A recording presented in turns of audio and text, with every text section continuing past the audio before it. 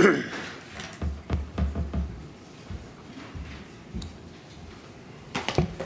right, ready to carry on, Mr. Welch? Yes, sir. Good, thank you. Mr. Welch, welcome back, and thank you for coming back to us. I was going to proceed to the tower with you, as it were, in your recollection, and I should just repeat for everybody present before I do that I am going to be showing the witness a picture of the tower on fire in about 10 minutes' time, so that if anybody doesn't want to see it, or if anybody's joined the room or the live stream since I gave the trigger warning at 5 to 1, then now is the time to absent yourselves if you think it's going to be an upsetting sight.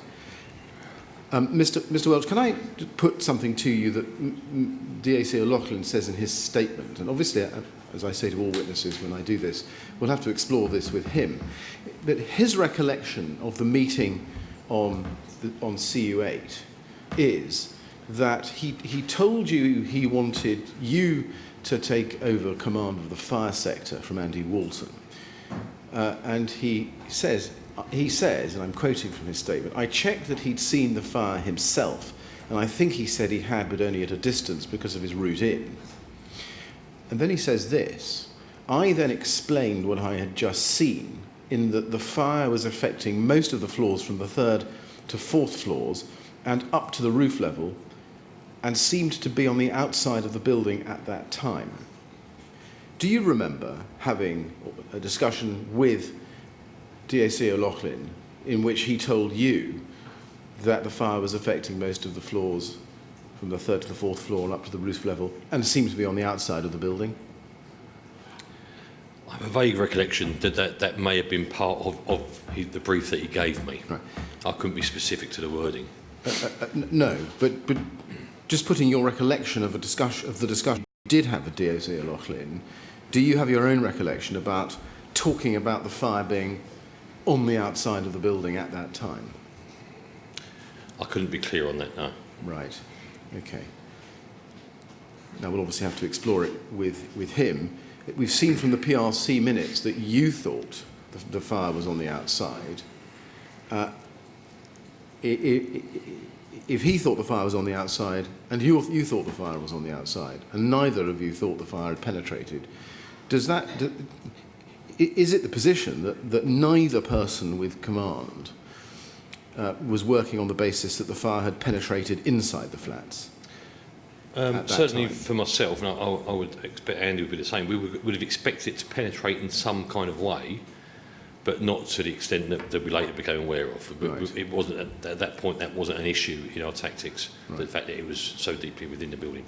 So can we summarise it this way, that as far as you were concerned, at the time of your conversation with DAC O'Loughlin, you were of the view that to the extent that there had been breach of compartmentation, it was limited? Yes. Right. And you can't recall a discussion on that topic with him, but you can't rule it out? Not clearly, no. Okay. Now,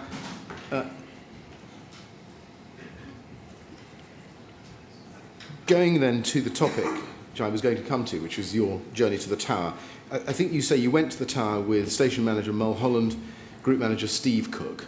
No, so that should be station manager Gareth Cook. Gareth Cook. And Matthew Cook, group manager Matthew Cook. There were 3 cooks, as it were. 2, I believe. Steve West was the one, I think, I won't get confused. So there's no Steve Cook then? There's no Steve Cook, right. No, I think that's an error. So it's fine. And that was the first occasion, was it, that you got a clear glimpse of or clear look at the tower? That's the first time I got a clear sight of the tower on foot, yes. Right. Now, can I take you to your statement where you say on page 5, this is your first statement.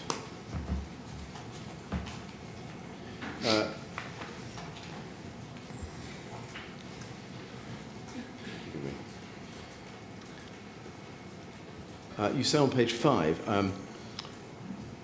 I left the CU with SM Mulholland, GM Steve Cook, and another station manager, Gareth Cook. Do you think that Steve Cook should be Steve West? No, I think that should be Matthew Cook. Okay. As we left, I could see the block, and it was clear that it was the cladding on the outside of the block which was alight. Now, I think in your second statement you corrected that.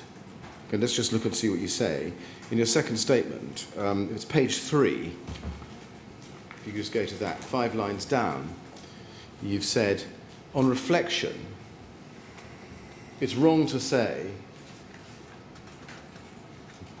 No, hang on, we've got that's not quite right. It's a third of the way there. On reflection, it's wrong to say in my original statement that it was clear that the cladding was alight, as I did in my earlier statement. I was aware that it was the outside of the building which was alight. Normally, when one looks at a fire in a building, one will see that the windows have failed and flames escape through the opening. In this case, it was not the windows that were aflame, but the outer structure above and below them. Now, to be clear, does this mean that the possibility of a cladding fire specifically is not something that occurred to you at that stage? It hadn't occurred to me that it was cladding fire, but it became clear that it was the outside of the building. Right. When you say in your witness statement, your second witness statement, that it was the outer structure, as you do in the last line there, what did you think was burning? Whatever the substance was on the outside of the building. I wasn't aware whether that was exactly what that was at the time. Right. But whatever the building had on the exterior it appeared to be what was alight. Okay. Now, when you went to the tower, went up to it and saw the fire, could you see, or could you see or get an impression of how far, if at all, the fire had penetrated into flats, individual flats? No, I don't recall seeing that until actually receiving that information from within the tower. Right. Can I show you a picture? Before I do, I'm assuming that you approached the tower from the east or southeast? Yes. So would it follow that the elevation that you got a clear look at was the east elevation? And the south. And the south. So both... As an entry into the tower, I would say enter from the south side. Yeah.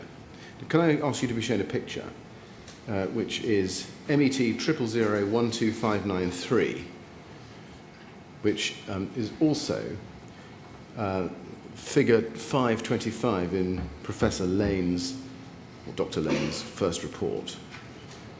And on that page, there is a time mark, a photograph at a time mark of 0208, which is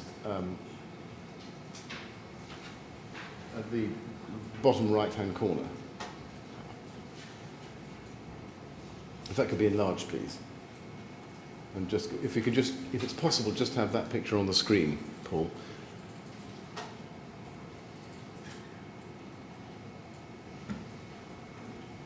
There. Now, that is the east elevation and the south elevation. Photograph taken at 0208. So, I think at that time you were still on CU8. Does that give us an impression of what you saw? How similar was that to what you saw when you went to the tower? Are we aware of where this photograph taken from? Yeah, well, it's the east side of Grenfell Tower. Yeah, but it looks like it's quite a distance away. Yes. So it wouldn't have been the same view that I'd have got. Obviously, being that much closer, I wouldn't have that overlooking perspective. No. You can see from this photograph that, well, help me. Can you see from this photograph individual flats on fire on both elevations? So on the east elevation, it's very, very difficult to try and make that out because there's a large amount of flame. From this angle on the south elevation, you can see the fire has penetrated into the building. Right. So that's not what you saw, is this right? I don't think that's an accurate account of what I was seeing, no. Right. I think that's been taken from some distance away. So you got no impression at all on your visual inspection that there were individual fires and individual flats? I don't recall actually, I think I would have done. I don't recall actually thinking that there are specific flats alight. My overriding thought was it looks like the outside of the building's alight. But I think secondary, I would have expected it to get into the flats. I would have been shocked if it hadn't. Right. Now, you describe in your statement, going back to the first statement, this is a quarter of the way down, page 5. As we reached the building, I could see the east and south side and was horrified as it all appeared to be alight, certainly on the east side. To be clear, do you mean that the entirety of the east face was on fire? Yes. As far as you could see? That's the way it looked, yes. Right.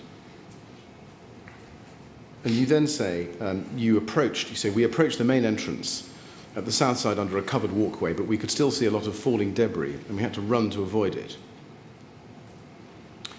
Now, you then go on to say, having asked the firefighter where the bridgehead was,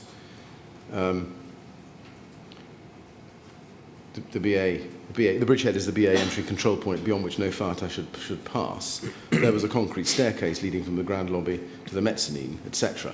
These observations, were they made in your statement trying to describe what you saw once you got inside the tower? Yes. I see. So, having seen the east and south side alight, did you go straight in? Yes. I see. Now, we have two CCTV images of you entering the tower. If I can just show you those. The first one is at INQ 354. And this is taken on camera 4 at adjusted time of 02:10. And just so you're clear in your own mind, camera 4 is one of two CCTV cameras which were operating on the night in the lobby at Grenfell Tower. One looks towards the front door and one looks away from it towards the back of the lobby. This is camera 4 looking towards the front door. Just to identify yourself, can you identify yourself in that picture? Yes, wearing the white helmet. That's you wearing the white helmet. And it shows you as coming in, as I say, at an adjusted time of 02:10 exactly. Can you confirm that time mark, do you think? I've got no reason to doubt that time. Right. But that would mean that you'd have to have left the command unit some minutes before that. Yes. Do you remember how long it took you to go from the command unit to the base of the tower? Maybe a minute or 90 seconds. Okay. And going to the next photograph, which is at INQ 355, this is camera 4 as well, with an adjusted time of 02:10:02, so this is 2 seconds later. Can you identify yourself in that picture? Yes, I'm on the left, Yeah. and Station Major Gareth Cook is on the right. That was my next question. That's Gareth Cook, is it? Wearing the Tabard. CU.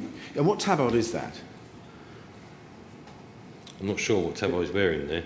Well, I think he may have come as a press officer, so that may be a press liaison officer tabard. Right. What about ORT? Do they have special tabards? They do, but that's not ORT. That's not it. What is an ORT tabard? It's slightly different, but also, mainly the fact I know that Gareth has nothing to do with the ORT team.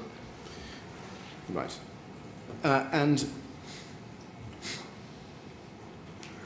in his witness statement, Station Manager Walton, and again, as I say, we'll have to explore this with him, but he describes a conversation that you had with him, in which he says happened at the bottom of the staircase, during which you told him that you were taking over from him as Fire Sector Commander. That's what he says. What's your recollection? I recall seeing Andy in there, but I don't...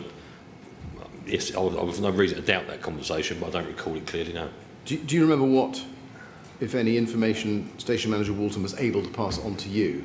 Not many recollection of that at all. He also says that you instructed him to sort the balcony out. Do you remember giving him that instruction? I do remember giving instruction for someone to do that because there was a large number of firefighters on the outside on the mezzanine floor, and casualties were being brought out, and they were causing a bit of a bottleneck. Right. So I asked them to try and make some space up there so casualties could be brought directly out without being slowed down. Right. Did you make him BA Resources Officer? The answer is yes, I did, but I don't recall actually having that conversation, but I know that is the job that he carried out for me. Okay. Now you say you don't remember specifically that conversation. Does that mean you wouldn't, if I asked you whether you had given him any specific instructions about EDBA wearers and their deployment? I wouldn't remember. You wouldn't remember? No. Now, on page 5 of your statement, going back to it, halfway down the page, you say...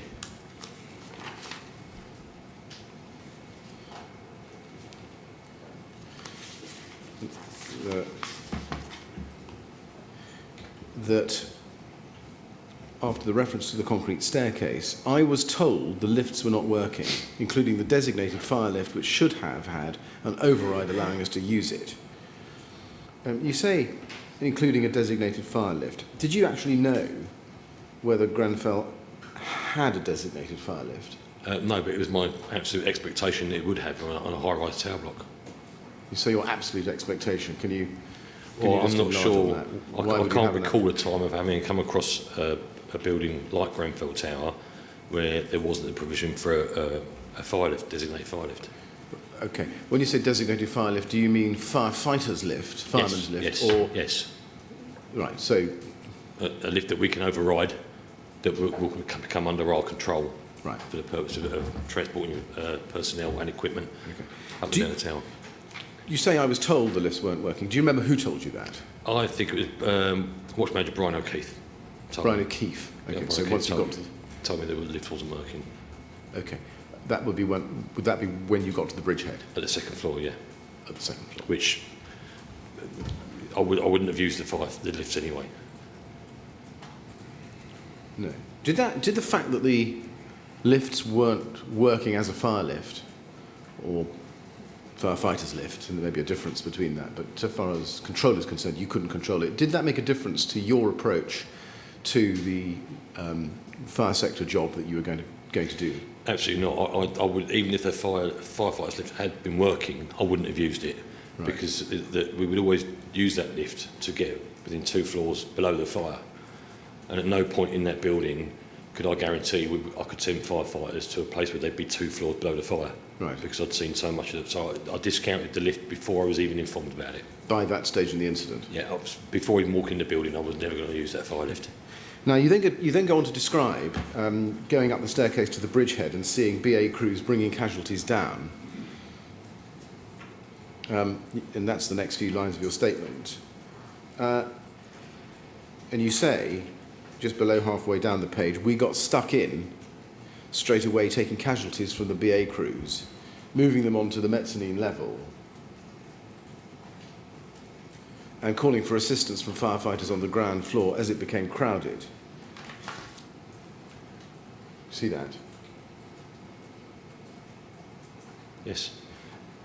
How long do you think you were doing that for? How long were you moving casualties down for? It felt like eternity, but I think realistically it was probably, well, it was sporadic. You know, we'd get to a point where, to coin a phrase, all hands are on deck. So we needed as many people as we could to help take casualties. We were running up the staircase to take casualties from firefighters who were bringing people down. Right. We were running up the staircase to assist people who were walking down, and then there may be a gap, and then a few minutes later it will happen again. So that whole thing went on for probably, I'm guessing, somewhere around 45 minutes. So you were physically helping with assisting casualties out? Yes. Right. Was that not a task that you could have delegated to somebody more junior than the rank of group manager? In an ideal world, yes, but at that point we were using every resource available to us, sending BA crews into the building. Right. That any help to assist them in bringing casualties out, the only people who weren't wearing BA sets were the senior officers. Right. So, given that you were involved in bringing casualties down for 45 minutes or so, did that mean that your task that you'd been given by DSC O'Loughlin of taking over as fire sector commander got delayed by 45 minutes? No. When I arrived, I spoke to Watch Manager O'Keefe, asked him who was carrying out, he was coordinating the search and rescue and firefighting at that point. I asked him what he was doing, what his plan was, what he was committing, what he needed for assistance, and I was happy with his plan. So I told him to continue his plan, and what do you need from me? I see.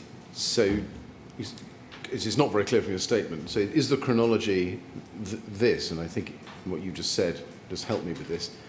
You arrive in the building, you go straight to the bridgehead. Is this right? And talk to Brian O'Keefe first? Yes. And then do your task of moving casualties? Yes, the task of moving casualties wasn't continuous. It was be a few minutes, then there'd be a gap. So, you know, I could go back to assisting Brian, asking what he needed. Then someone would shout out casualty on the staircase, and whoever's available would run and get that casualty. I see. Okay, that's cleared that up. Now, in your statement, you explain it on page 5 at the bottom that there were 2 watch managers, and you say one of whom I now know is Brian O'Keefe, who'd done a fantastic job. But I told them that our BA crews would never make the 24th floor from where they were, so we needed to move the bridgehead up. The way this appears in this statement makes it sound as if this is the first thing you did when you got to the bridgehead. Is that right? No. When we first got to the bridgehead, it was an organised chaos. It was a chaotic area, but it was very clearly organised. Brian O'Keefe and Louisa da Silva, who was the second watch manager, had done a brilliant job. So my initial actions were assisting them because they had a good plan in place and assisting getting casualties out. At some point during that time, I made the comment to Brian that actually we're never going to be able to get to the top of this. We need to keep moving the bridgehead up. So my plan was, alongside the FSGs, was to fight the fire and keep moving the bridgehead up higher and higher and higher to make our travel distance shorter. Right. When did you first conceive that plan? Within seconds of walking into the building. Now that's, my experience of high-rise firefighting, that was the way forward. Okay. Do you remember how much time you actually spent at the bridgehead while it was on the 2nd floor before it was moved up to the 3rd floor?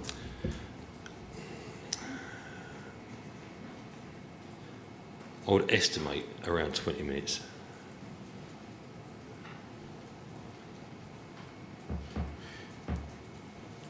Right. And what led you to think that BA, as you say in your statement, BA crews would never make the 24th floor from where we were? Well, because I realised, then found out the bridgehead was on the 2nd floor. So then knowing that they had, at the time I didn't realise it was 24 floors, I think it was 20. So even then, whatever floors were left, they were never going to make that there and back safely. Right. Or in SDBA or EDBA for that matter. Now, Watch Manager O'Keefe, and we touched on this earlier today, Watch Manager O'Keefe's recollection, as he told us, was that the first discussion he had with you when you came up to the bridgehead on the 2nd floor was about EDBA. And he says that he asked you to get him all the EDBA in London, and you said, right, I'm on it, or words to that effect. Do you remember that? I remember that conversation. I couldn't exactly place it where in that very short sort of first 5 minutes it was, but I do remember that conversation. What did you do in response? Ordered EDBA. By doing what? I think I sent a runner back to it may have been a runner, I'm sure it was, but it could have been by radio asking for EDBA. Right. Who did you speak to? I don't know. Did you speak to someone in the command unit? It would have been to the command unit, yes. Which command unit, do you remember? CU8. CU8. And how did you make that communication? By fireground radio or on your fireground radio. Right, on your fireground radio. Did you have any difficulties getting through to CU8? I don't remember difficulties at that point. Difficulties were definitely experienced later on, but at that point it was still usable. What instruction or command or ordering did you tell CU8 to make or give in order to get as many EDBA to the incident as possible? I don't recall exactly what I asked for, but I made it clear that we needed EDBA there. At that stage, we had Frews made 10 at 219. I'll just show you this. It's on page 22 of the short incident log. Just following this up. If you go to page 22 of the short incident log, you can see that a quarter of the way down the page, at 2:19:11, we've got DR, that's Debbie Reel in the control room, CU8 make fire rescue unit 10 requested. Sorry, I think it's actually before that. You can see it at the top of the page there from CU8 from 216. Yeah, yes, that's DAC O'Loughlin, make Frews 10. Well, let me ask you about that then. Does that bear any relationship, do you think, with your calling CU8 and asking for all the EDBAs they can lay their hands on? I don't remember exactly asking for all EDBA. I remember having that conversation later on. But as I said before, as a senior officer, we have to try and balance the fact that we still, by making them 10, leaves us with 5 others covering the rest of London. So we've got to try and make a balance of how much we really need. And even if Brian had said to me all EDBA we've got, it's my job as a more senior officer with further experience to make that call of actually, do we need everything, or can we hold some back for the rest of London? All right, let me just see if I can cut through this, because we may be at cross purposes. At 216.58, we see a make-up CU8 from DAC O'Loughlin, make Frews 10. And you can see at 219, make Fire Rescue Unit 10 requested. So we can see the radio message and the message going back to CU8. Was that in reaction to your message back to the CU to increase EDBA? Those timings would seem correct, yes. Or was this DAC O'Loughlin doing it off his own bat? I think that's from my request. That time would be about right as well. Okay.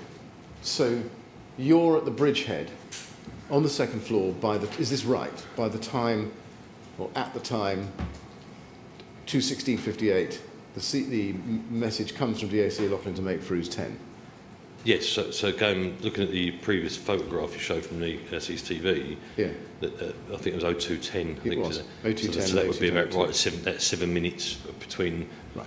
Actually get that message then back to the CU that we need that. Now, how soon after arriving at the bridgehead, which we can now see was around about 2:16, perhaps a little before that, how soon after that did the bridgehead move up to the 3rd floor, to the best of your recollection? Quite soon, I think. It was within, so I would guess it probably within the next 10 minutes of that, yeah. Okay. Now, when you discussed the question of EDBA with Brian O'Keefe, did you have a discussion or any thoughts about the need to prioritise EDBA over SDBA? Well, at that point, I think we only had 2 fire rescue units there. I think we'd already, some EDBA had already been committed. And the golden rule around the use of EDBA is we don't commit EDBA users unless we've got another crew of the same size and protected to the same PPE, standing by and ready to rescue as an emergency crew. So once we committed one crew, we couldn't actually then commit the second crew without another crew being there. So you need 2 for 1 at all times? Yes, yeah. Now, just going back to your statement and talking about the need to move up a floor, you say, and we've just seen this, 5 lines up from the bottom of page 5, we needed to move the bridgehead up. You see that? Yes. Was the reason for that to help BA crews get higher up the tower? Yeah, to shorten the travel distance for a BA crew. Shorten the travel distance, okay. That's because the closer to the fire you could make the bridgehead entry control, the further up they could travel under air. Yes, the bridgehead entry control will always be in a place in safe air, so the firefighters won't need to use their breathing apparatus to go past that. So naturally, if the higher that is, then the less travel distance we've got to the top. While the bridgehead was still on the second floor, did you take over command of the bridgehead from Brian O'Keefe? I took over immediately when I came to bridgehead. Okay. Did you get a handover from Brian O'Keefe? Yes. A formal handover? Yes. Did you say to him, I am taking over? Yes. Right. Once you'd taken a handover from him, well, sorry, let me back up and ask a prior question. In that handover, did Brian O'Keefe explain to you how fire survival guidance information was coming to the bridgehead? I don't recall that. I remember him showing me how he was recording the fire survival guidance information and then how he was dealing with those. Right. How had he recorded it? At the time, it was on a full information board. Right. Now, any other way of recording it, do you remember? Not that I recall. Do you remember seeing any writing on the wall at that stage while the bridgehead was on the second floor? I'm not sure if he did write on the wall. I think he may have done, but there was definitely a point where I gave the instruction to stop using the forward information board and start using the wall when it became apparent that the board wasn't really big enough. And that was while the bridgehead was still on the second floor? I believe so. When you first took over? Not immediately, no. It was within the first 10 minutes, 5 minutes. Okay. Let me show you a picture. Can I ask the witness, please, to be shown MET 18749. That's 18749 there. What is that? Well, this is the forward information board being used to record the FSGs. Does the shape of what's written on there, the box, the manuscript, does that trigger a recollection that that is what you saw when you got to or when you were on the... I couldn't say for second certain floor that's bridgehead? exactly what I saw. I don't recall exact numbers and details, No. but that would have been the outline of what I've noticed. Yeah. Can I ask you to be shown MET 13071, which this is Exhibit 11 to Justin O'Byrne, firefighter O'Byrne's witness statement. Does this look familiar to you from your memory of the night? No. Justin O'Byrne gave evidence that he had written this information up on the wall, or at any rate this information had been written up on the wall while the bridgehead was at level 2. Do you recall seeing this? No. Right, you don't. I remember seeing right on the wall, but not this particular. Okay. Leaving aside the methods of inscription, did you gain any understanding of how FSG information was reaching the bridgehead while it was on the second floor? What was the route? I remember seeing Brian O'Keefe on his radio and receiving information like that, but as far as I was aware, that was the only source we were getting, but there may have been others Did I you wasn't aware of. Sorry. While the bridgehead was still on the second floor, did you see anybody coming to the bridgehead with pieces of paper with FSG details written on them? Not that I recall. You didn't see any crews holding bits of paper? Not that I noticed, but that was an extremely, extremely busy time. Did you have any knowledge of a watch manager, name of Sadler, collating FSG information outside the tower and then sending it into the bridgehead by radio? Not at all. Did you have any information that he was collating FSG outside the tower and sending it in by runner on pieces of paper? No. Did you note a watch manager name of Watson standing on the balcony at the head of a BA crew when you went up to the second floor bridgehead? I remember a watch manager, Right. but I remember there were several watch managers around, but there were some officers on the balcony. Do you remember what you saw he was doing? No. He's given evidence that he was standing at the head of the crew tasking BA wearers before they went through the door into the second floor bridgehead. Does that is trigger a more than, recollection? that is more than likely. I couldn't say for definite, but I do remember a watch manager standing at the front of the crew, Yeah. at the front of the awaiting crews, Yes. but I couldn't tell exactly what he was doing. You didn't see what he was doing? Sorry? You didn't see what he was doing? No, not that I recall. Did you speak to him? Yes, probably. I mean, definitely, but I don't know what the conversation was. Right. Did you observe a watch manager in the lobby on the ground floor to the left of the door as you come in, shouting up flat and floor numbers to the watch manager on the balcony on the second floor? Yes, You do? yes, You remember that? yes.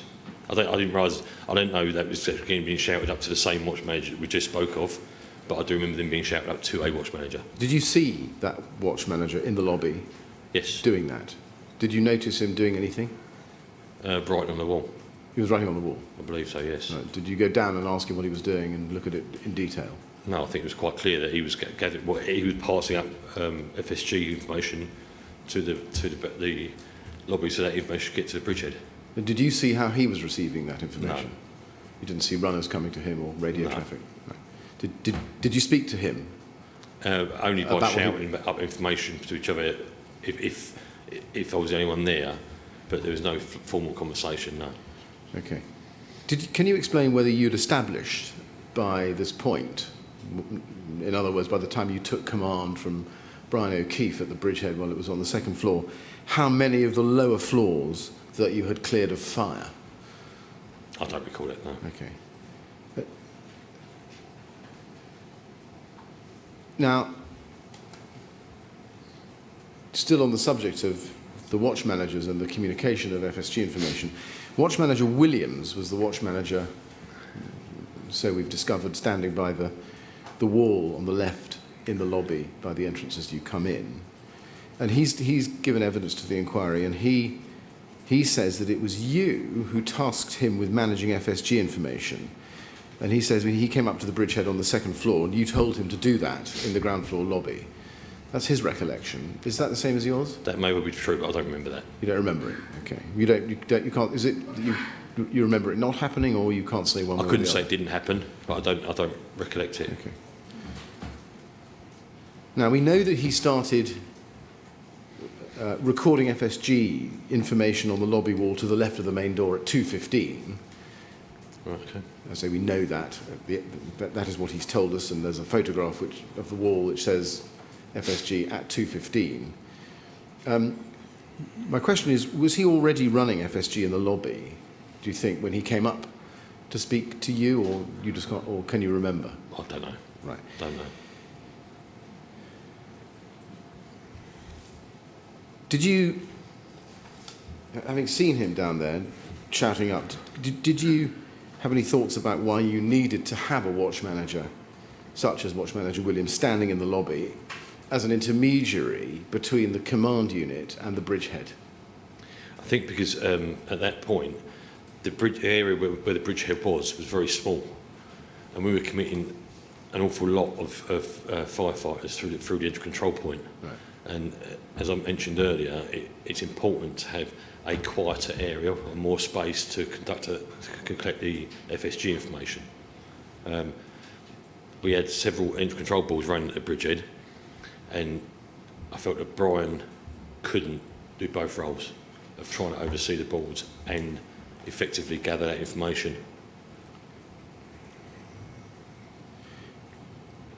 Did you ask anyone, whether it was Williams or Watson or any of the watch managers you were dealing with at the bridgehead or in the balcony or in the lobby, did you ask any of them to report back the results of FSG deployments to the command unit? I don't remember. Would it not be important to do that? Yeah, so when I say I don't remember, I would fully expect that I would, because that's what we would expect to do. But I couldn't honestly say I remember having that conversation with him. Right. In general terms, and still focusing on the time when the bridgehead was still on the second floor, so when you arrived there, 2:10, 15, 20, that sort of time, did you think to yourself that it was important to make sure that once crews came down from deployments, you got a full debrief from them and then communicated that back ultimately to control, so that control could update callers? So I could see that crews were getting a thorough brief and debrief when they came down. Brian had a system in place for collating that information, and I had no reason to believe that he would not communicate that back. Did you observe any debriefs for yourself? Yes. Throughout the night. Were you satisfied that those debriefs were full and satisfactory? So I didn't see every single one, because that's a level of detail I didn't need to be involved in. But from the debriefs I did see, I was more than happy with the information that was being collected. Really? I think the important thing to say is we had a lot of firefighters come down who were carrying casualties, so that debrief might have been delayed somewhat while they were dealing with a casualty. And we had firefighters throughout the night who come down who just were unable to speak because of their own illness from the effects from the fire. Yeah. Did you observe any firefighters suffering from the effects of metabolic heat stress? Yes. Were they a large proportion, a small proportion? Can you give us an idea of I would say what proportion they made up? it's really, really difficult to say, but it seemed, well, certainly for my, as far as it's command, it was too many. But maybe 1 in 10. Given that a number at least, or proportion at least, of firefighters were coming down suffering the effects of metabolic heat stress, and some were dealing with casualties, did you really feel able to be satisfied in your own mind that you got this full and proper debriefs so that you could get a clear picture on the success or failure of deployment? Yes, I was, because despite having seen the condition that some of them were in, they were still telling us the horrendous conditions that are up there. But it doesn't mean we stop. We still keep committing. Now, I want to ask you about how the bridgehead was functioning when it went up to the 3rd floor. Before I do that, let me slot in a question about Station Manager Egan. You'd, I think, tasked him with managing FSG calls from CU7. How did you envisage that role fitting into what the other watch managers were doing in the building that you had seen? So, collating the information on CU7, you've got the room, the space and the environment to be able to collate that information accurately. And then it would be the role of the person overseeing that CU to make sure that information is got into the building. Primarily that would be by use of 5-ground radio, but I'm also aware that wasn't successful throughout the night, and I was aware then that runners are being used. Right. Runners being used to where? travel, to bring information into the building and out. And out. Did you see runners taking information out of the building? I designated runners myself to take information out of the building throughout the night. Did you? Throughout the night? Yes. Just give us a clearer picture of that. So, was that when you were at the bridgehead on 2nd floor, 3rd floor, and ground floor? Probably not the 2nd floor, to be fair, but when I say that wasn't just around FSG information, that was sending information back to the incident commander. As the evening progressed, the 5-ground radios became less effective because of the amount of traffic. So there was certain decisions and certain events that happened that I made sure information got out of the building as well. Was that information at any stage directed to the results of particular deployments into the tower to respond to specific FSG calls?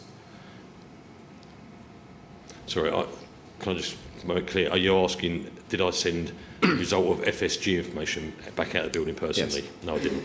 Right. No. So the messages you used runners to send back were what? But more around the actual operational side of it and how far we were getting, how we were getting on, what we needed. I see.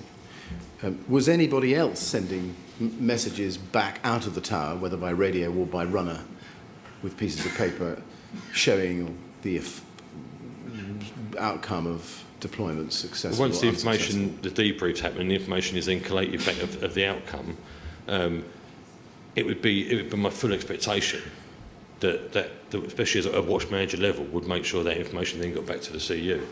But again, that was the level of detail that I would not normally have got involved in, because I had no reason to expect that, to think that wouldn't happen. Was it not quite an important level of detail for you, as officer in charge of the bridgehead, in command of the bridgehead, to make sure that the results of particular deployments, whether they were successful or, more importantly, unsuccessful, were communicated back out of the tower to at least to the command unit? So the most important thing for me was getting crews to those people that needed us. Yes, it was important that information got back, but that wasn't the number one priority. Priority was getting to those people. And as long as the information came into the building, I had control over getting those people to the people that needed the help. It is important to get the information back, but it's also important for me to trust my officers that that's being done. There was so many tasks under my control at that point that to try and keep an eye on every single one of them was impossible, and I actually had to allow some sort of level of trust, which is quite right and correct for a level of a watch manager. But a level of trust only works if, in fact, it's actually working in practice. Well, let me put the question to you this way. Did you realise that people in the control room were dependent upon getting accurate information back from the fireground about where crews were in response to particular FSG calls, so that when those callers called or called back to ask where are the crews, the control room operators could give them accurate, up-to-date, fact-based information? So I personally did send people outside the building to send information back on our progress and where we were getting to in the building.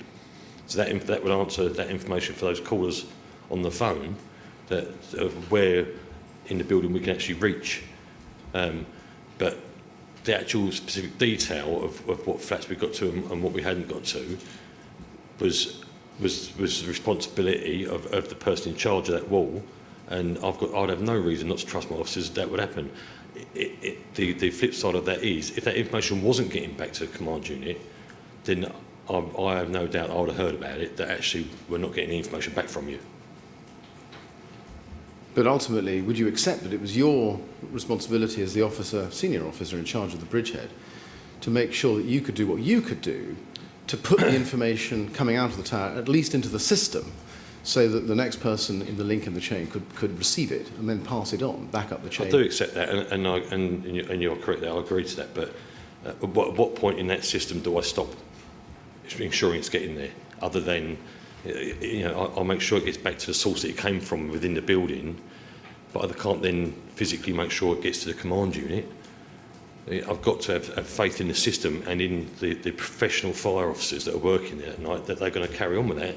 And as is the norm in the fire service, if it isn't working, they will let me know.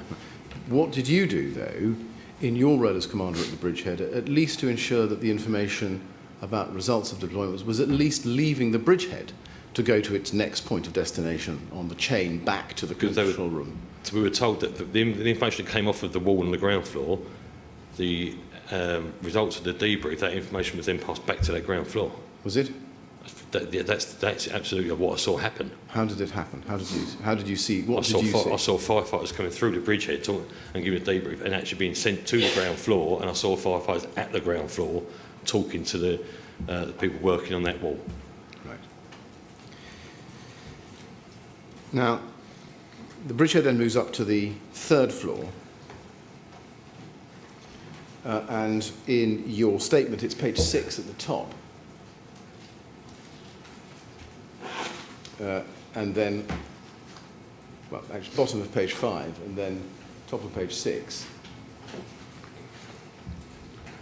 And then in the middle of page 6, you say, SM Cook and I returned to the 3rd floor. Is that Gareth Cook? Yes.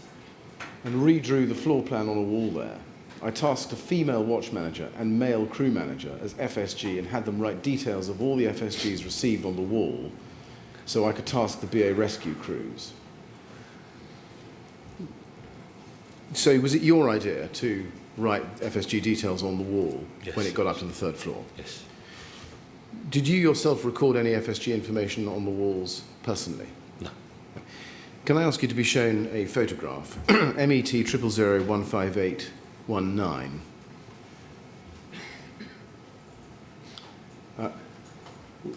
Now, Louisa da Silva gave evidence to us that that was written there by her. Did you see that? Can I ask where this wall is? Yes. In relation to the 3rd floor? Well, let me see if I can show you a different photograph which might assist you.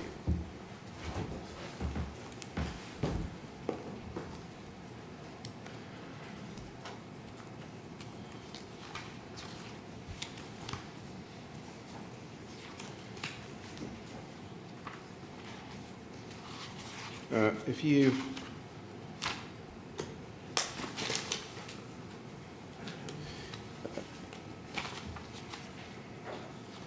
I was going to say go to, but if you bear with me.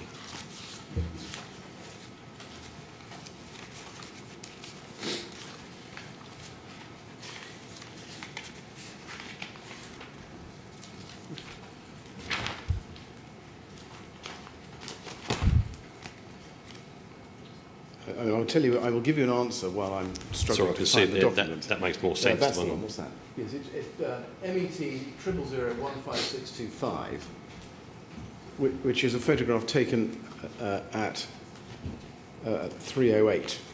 Yes. I do recall Watch Manager Silva writing that on that wall. Now that's taken at 308 when the bridgehead is moving down from the 3rd floor to the ground floor. I'll come to that in a moment, but you do remember that being written on the wall? Yes. Right. Now, do you know where she was getting the information from once on the 3rd floor? No. Do you know who was giving the BA crews their instructions once the bridgehead got to the 3rd floor? So from what I recall, I do remember seeing Watch Manager Silva on her fireground radio. Now, I would make the assumption that's where she was receiving the information from, but I couldn't swear to that. And then Brian O'Keefe was working one of the BA boards, and Station Manager Cook was there, and they were dispatching the crews to the relevant floors. Watch Major Silva was gathering that information, and then Watch Major O'Keefe was committing crews to those calls. Right. And who was actually giving the instructions? Was that Brian O'Keefe, or Yes. were the BA wearers going on the basis of information they'd been previously given before they got to the bridgehead? No, it's Brian O'Keefe. Right. Did you see any BA wearers coming to the bridgehead with pieces of paper in their hands? Not that I recall, no. Right. Not at that point. Did you have any system in place for determining which FSG calls would be responded to as a priority at that point? We had a conversation around prioritising the young, the elderly. We would naturally prioritise those with the mobility issues. But that is the standard practice. But I remember having that conversation at the bridgehead, and that's, other than that, they were being prioritised as we received them. Right. Let's just break this down a bit. You say you would have had a conversation around prioritising the young, the elderly. You would naturally prioritise those with mobility issues. That's standard practice. Just breaking that up. Who did you have that conversation with? What? Louisa De Silva and another crew manager who was standing with her, who I don't know. Okay. Was that when the bridgehead was on the third floor, or did you have that conversation before that? I think that was the third floor, I think. Right. Did you think you were at that stage getting enough information about the details of the occupants in the flats from where FSG calls were coming to be able to make an effective prioritisation along those lines? It was very difficult because the information we were receiving were floors, flat numbers and numbers of people. If we got further information, which we did on occasions, I do remember hearing and seeing information where there were children involved. But if we got the information, then that's how we prioritised it. Did you yourself proactively go out and ask anybody to make sure that they handed to you details of the occupants, such as age, any mobility issues, or any other matters that might make them a priority? Sorry, I'm not quite sure I understand. Why would they hand them to me? Well, if you have a system of prioritisation, my question is, did you yourself go out and ask anybody so that you made sure that you had all the details to hand, rather than relying on the information you were getting? No, I didn't. I'm not quite sure. Maybe I'm missing the point of why I needed those details to hand. Well, let me ask you a It was different them that way. needed it. Maybe I Sorry. posed the question slightly unclearly. Were you satisfied that with all the FSG information you were getting a clear steer, clear information about people in flats who were young, who were elderly, who had mobility issues, or matters of that nature? I was satisfied that Watch Major Silva was receiving as much information as control could pass, and that she was recording that information correctly, and I could see that for myself, and that she was then prioritising from there. So yes, I was satisfied with the system that was working. Right. Now, from what you could see, where was Louisa De Silva getting the information she was writing up from? I think it was coming over fireground radio. Radio. Okay. Do you remember seeing any runners coming into the bridgehead with pieces of paper which they gave to anybody at BA entry control, including Not at that Louisa? point. You never saw that? Not at that point, no. I don't remember seeing that. Okay. Now, in terms of your strategy for deployment of BA crews while the bridgehead was on the third floor, were all crews deployed in response to FSG calls and sent to specific flats and floors, or were crews committed purely for firefighting? I think maybe initially, certainly on the second floor, but then maybe the first 10 or 15 minutes on the third floor, maybe not that long, they were being sent for both. So crews were being sent for FSG calls, and some were being sent for firefighting. And the firefighting took a back seat very quickly. I was going to ask you that. That was my next question. You say firefighting took a back seat very quickly. Before it took a back seat, how did you decide what task to give the next BA in front, wearer in the? So they were front trying to work their way up the building as we normally would, right, putting the fire out. Now, this is in timeline terms after the bridgehead had gone to the third floor, and we estimate that was around 2:20 or so. At that time, do you remember any difficulties with crews getting above the 15th floor? I remember crews having difficulties getting to the upper floors, maybe the last, Right. yeah, from the 15th upwards. I couldn't actually narrow it down to being the 15th, but certainly the top floors. Right. Do you have any recollection at all, while the bridgehead was on the 2nd floor, of there being a particular problem with crews getting above the 15th floor? I don't remember at that point a particular issue with the 15th. You say that firefighting took a back seat very quickly. That, I'm assuming that then the priority then became FSG calls and search and rescue. Yeah, yes, I mean, the FSG were always going to be the priority, and the search and rescue was always going to be a priority, but there was also the hope initially that we might actually be able to put this fire out. Right. Was there an upper floor limit that you would send an SDBA crew to once search and rescue took over as the priority and Not at firefighting that took a point. back It seat? was not at that point. We were trying to reach all floors at that point. Right. Did you have a system at that time, while the bridgehead was on the 3rd floor, for sending EDBA to higher floors and keeping SDBA I can't actually on lower remember floors? exactly when we started using the EDBA, when we had enough. I know that EDBA had been used before I took over as Fire Sector Commander, and we started using it again very quickly as soon as we got enough resources. But I couldn't be sure exactly when that was. While the bridgehead was on the 3rd floor, did you use EDBA wearers to prioritise the rescue of children, elderly or immobile occupants? Yeah, I can't remember when we started using the EDBA. If it was available to me, then yes, I would have been using it as soon as I could. Right. But I don't remember whether that was the 3rd floor or ground floor. Did there come a time when the bridgehead was still on the 3rd floor that you didn't have enough EDBA wearers to respond to demand? I don't remember definitely using EDBA from the 3rd floor. Okay. But if I did, then I don't remember running out of EDBA. No. Now, to be fair to you, the most recently updated BA telemetry data that we've got rather suggests that most EDBA crews that were committed during the incident were sent after tallied out after 3:05, which is just before the bridgehead appears to move down to the ground floor. Mm-hmm. Now, never mind the precise details. Does that seem generally about right. accord with your recollection? That would seem about right, yes. Okay. Now, I just want to pick out one or two who were deployed from the 2nd floor. We've got, and I'd ask you to go to the BA timeline, the telemetry data, if you would, which is its updated form.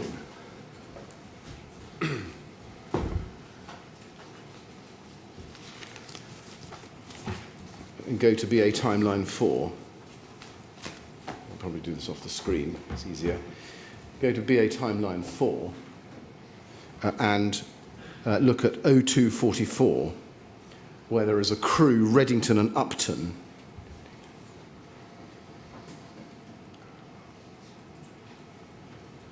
.244. You see Reddington and Upton, 2 from Chelsea, EDBA wearers, who tally out at 244.07 and 244.39. You see that? Yes. Now, according to their notes, they were briefed for floor 21. So that's one example. I'll put a couple of others to you, so you've got a good group, and I'll then ask you the question. Mm-hmm. They're sent to floor 21. We've got BA timeline 6. If you just go to that, please, Paul. BA timeline 6. There's a deployment at 0303. Cod and Joseph. I think 0303, you probably have to go back one.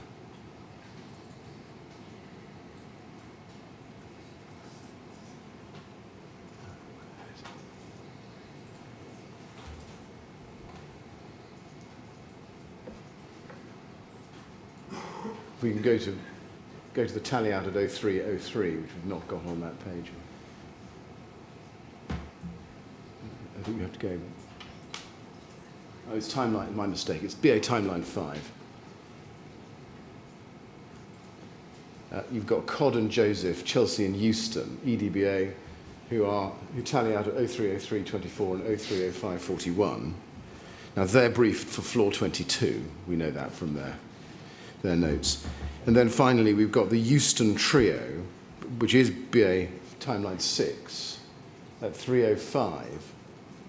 We've got Rawlings, Brooks, and Morcos, brief tally out at 305 or so. You can see those, 304, 305, 305. And they're briefed for the 4th floor to firefight and protect egress. Now, given the proportion of FSGs coming from the higher floors that we've seen on the 3rd floor wall, which we looked at before, and we can go back to it if you want to see it, where the vast majority of FSG calls come from the 12th floor and above, and increasing generally as you go towards the top of the building.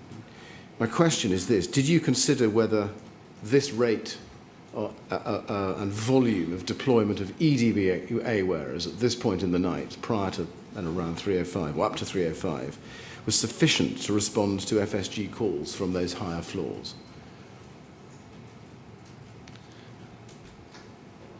I would need to know how many resources of EDBA I had there at that point, because without that I couldn't give an opinion of why I committed or didn't commit. Right. But let me see if I can talk slightly more slowly, because I may have confused you with a long and fact-rich question. I've shown you I've shown you 3 groups of deployments: 2 at 244 to floor 21, 2 at 303 for floor 22, and then a trio to go to a lower floor. Now, if you can go back to if you can go back to MET 000158819, which is the wall information, which was a photograph taken at about 308. We can see from that by that time, as I say, most of the FSG calls had come in from floor 12 and above, and increased generally as you go up the building. There seems to be a group around the 14th and 15th floors, and a lot around 18, 19, and then up to the top of the tower. Given that distribution by 308 of FSG calls coming from the top half, if you like, of the building, and comparing that with the deployments of EDBA wearers that you had, that we looked at, my question is, I'll put it again, did you think at the time that that rate and volume of deployment of EDBA wearers was enough to respond to the FSG calls that you were getting from the top half of the building? At that point, I would say yes, because looking at that picture, the flats on the floors below 17, the ticks would indicate that we've reached those floors, and it actually says at one point 3 rescues. So the EDBA that we were sending to the upper floors, as you've shown, was being used as it should be, just to reach the absolute extreme. Well, I would assume the SDBA was being used at the floors below that, and successfully reaching those flats. Do you know what those ticks represent? As far as I remember, they were representing that task had been carried out. That crews had been sent, or crews had actually effected rescues? Crews that effective rescues, as it says on floor 14 there, it says 3 rescues, so yes, crews have effective rescues. Right. Now, or search the flat and there's no one there, and therefore come back, but the FSG is completed. Okay. At the time, did you understand that that's what the ticks represented? Right. Now, we looked at Rawlings, Brooks and Morcos, and their tally out at 304 and 305. I won't get back to that. They were sent to the 4th floor to protect the exit. Do you remember if it was you who sent them to go to that floor? No. Do you know who it was? No. Do you know why that EDBA crew would be deployed to go to a low floor and not to go to a high floor in response to FSG calls from higher floors? I think that I couldn't answer that. It's a big question of the person who deployed them. Might not have been a more sensible use of an EDBA crew, send them up the building rather than sending them to a floor immediately above the bridgehead? I couldn't answer that without knowing the reasoning behind it, and I wouldn't want to make that judgment on somebody else's decisions. Right. But it wasn't you who made that decision? No. Did you discover yourself that an EDBA crew had been sent to a floor immediately above the bridgehead? Not until you just told me that. No. Right. Mr. Chairman, I'm conscious that we've been going for more than an hour. I've probably got Yes. 5 more minutes on this point till we switch topics. It's probably convenient if I You carry could manage on. it on the 5 minutes, could you? Happy, yeah? Yep. Fine. Thank you, Now, sir. going on in your statement to page 7, if I can just show you that. Paragraph 2, which is halfway down the page, you say there that the bridgehead then came down to the ground floor. And as I say, as a time mark, Mr. Welch, we've got a rough time for after 3:08, because that's the period in which, well, the point in time at which the photograph is taken of the BA at the third floor. BA entry control. Now, you say on the ground floor we had 3 BA entry control boards set up, because we had 30, and there's a 3. I think it should be 30. Firefighters deployed. We started to use EDBA personnel to answer FSG calls received from the higher floors. We used BA crews with hoses to protect the staircase for the ingress and egress of their colleagues. Can I just ask you, why was it only at the point when the bridgehead moved down to the ground floor that you started to use EDBA personnel to answer FSG calls coming from the higher floors? I would say that's clearly incorrect, going on the evidence you've shown me earlier on, that we were already committing to the higher floors before that. The number of EDBA commitments to the higher floors, though, was few. I've shown you just a handful, 3 Yes. crews, only 2 of which were committed to higher floors. We can look back at the telemetry schedule, if you like, and see how many EDBA crews were actually committed before 3:08, if you like. No, It's I not very many. remember a point in the night from the ground floor where we made a clear and conscious decision that there'd be a point where EDBA would only EDBA would go above that, and FDBA would stay below that. Right. My question is, why was it only at the point when the bridgehead moved down to the ground floor that you made that decision, and not before that? I think that from what I recall, that was a question of resources. That by that point, enough fire rescue units had arrived, so we had a good pool of EDBA wearers that we could actually commit and have the backup if necessary. So tell me if this is not a fair summary of your evidence. Does that mean that before the bridgehead moved down to the ground floor, you didn't actually have enough EDBA wearers to send them up into the tower to respond to FSG calls from higher floors? I think it's fair to say, I don't think it's fair to say we didn't have enough. We didn't have enough to be able to commit all of those and have a safe system of work in place of emergency crews of the same size and same quantity to go and get those if anything went wrong. Right. So I think we had enough there, but not enough to be able to complete the whole task. That's your 2 for 1 again, is it? Yes, yes. So at what point do you think you did have enough EDBA wearers to as it were, have a 2 for 1? So that you were adequately resourced? We moved down to the ground floor, and Station Manager Myatt was given the task of maintaining 20 SDBA and 30 EDBA wearers. And certainly from the time we moved to the ground floor, at no point did we ever run out of EDBA or SDBA, or was we ever told, Group Manager Goldborn or I were never told that we're running short or we need to be careful what we're using. So from my answer would be from the ground floor, we certainly had enough. Right. And in terms of how high up in the building you were reaching with BA crews, on page 7 you say, we were getting FSG calls, this is the very top of the page, I'm sorry. We were getting FSG calls from the very top floors and we'd only reached the 4th and 5th floors at that point. My first question is, when you say at that point, do you mean while the bridgehead was still on the 3rd floor or after it had moved down to the ground floor? Again, I think that's incorrect. I think that we reached 4th or 5th floors like firefighting at that point, but the FSGs, we were clearly, from the minute I got to the bridgehead, we were reaching much, much higher than that. That's when it was on the 3rd floor? Yeah, well, yeah, from the minute I arrived on the 2nd floor, we were reaching higher than that. Okay.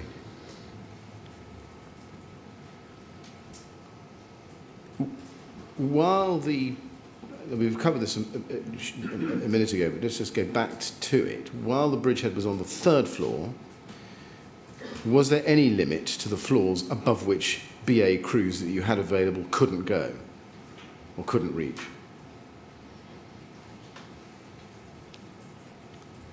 I do recall crews having great difficulty getting to the very top floors. I don't recall at that point a point where they said we can't get there. Right. At that point. Did you consider, in relation to those upper floors particularly, whether you should tell control to abandon stay-put advice for those callers at that stage? No.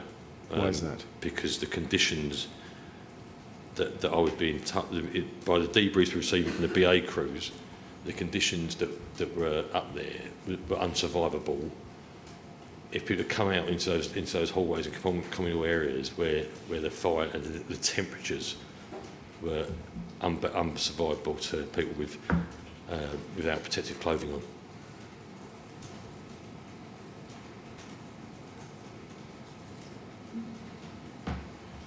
If they were unsurvivable, then that would mean that the occupants of those upper floors were by then unrescuable. We were still going to keep trying for them. And at that point, we still had people on the phone lines, so we were still trying to get them. Sure, but if the conditions at that stage in the hallways and communal areas where the fire was and the temperatures was unsurvivable, without protective clothing on,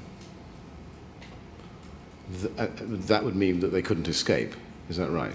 That's correct, and by the nature of the fact they were making fire survival guidance calls, was since they couldn't get out of their flats. Sure, and if they couldn't escape, then how was any rescue crew going to bring them down? Because their job was to make conditions better for them. So we could actually, firefighters could assess the conditions, and if need be, try and put any fires out in the lobby areas that might be there to try and improve the conditions to bring them out of their flats. That would need water, though, wouldn't it? It would. And I think you say in your statement, page 6, 3 lines up from the bottom, we were committing teams with no communication and no water solely for snatch rescues, sometimes above the fire. How high up in the building was that happening at any point?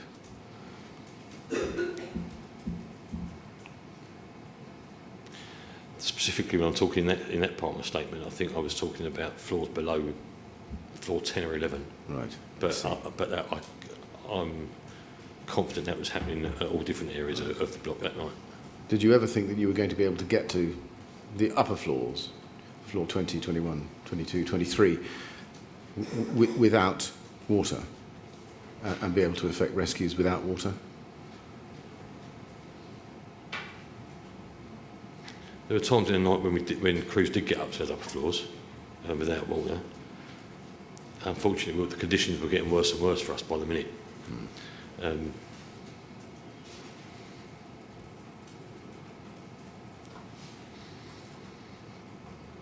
yeah, we did reach a time when we knew we couldn't. All right, we'll take a break, I think. That'd be a good point.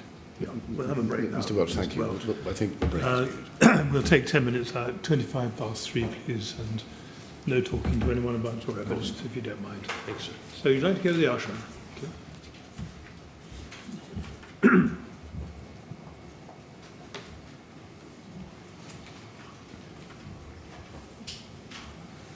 All right, 3, please.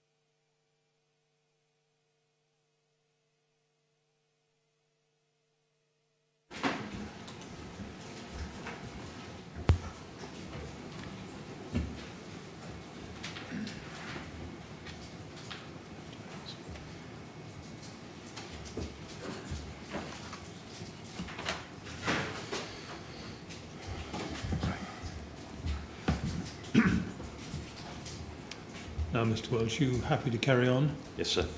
If you'd like to stop at any other point, just indicate. That's all right. Thank you. Okay. Yes, Mr. Mr. Welch, Welch. thank you for coming back.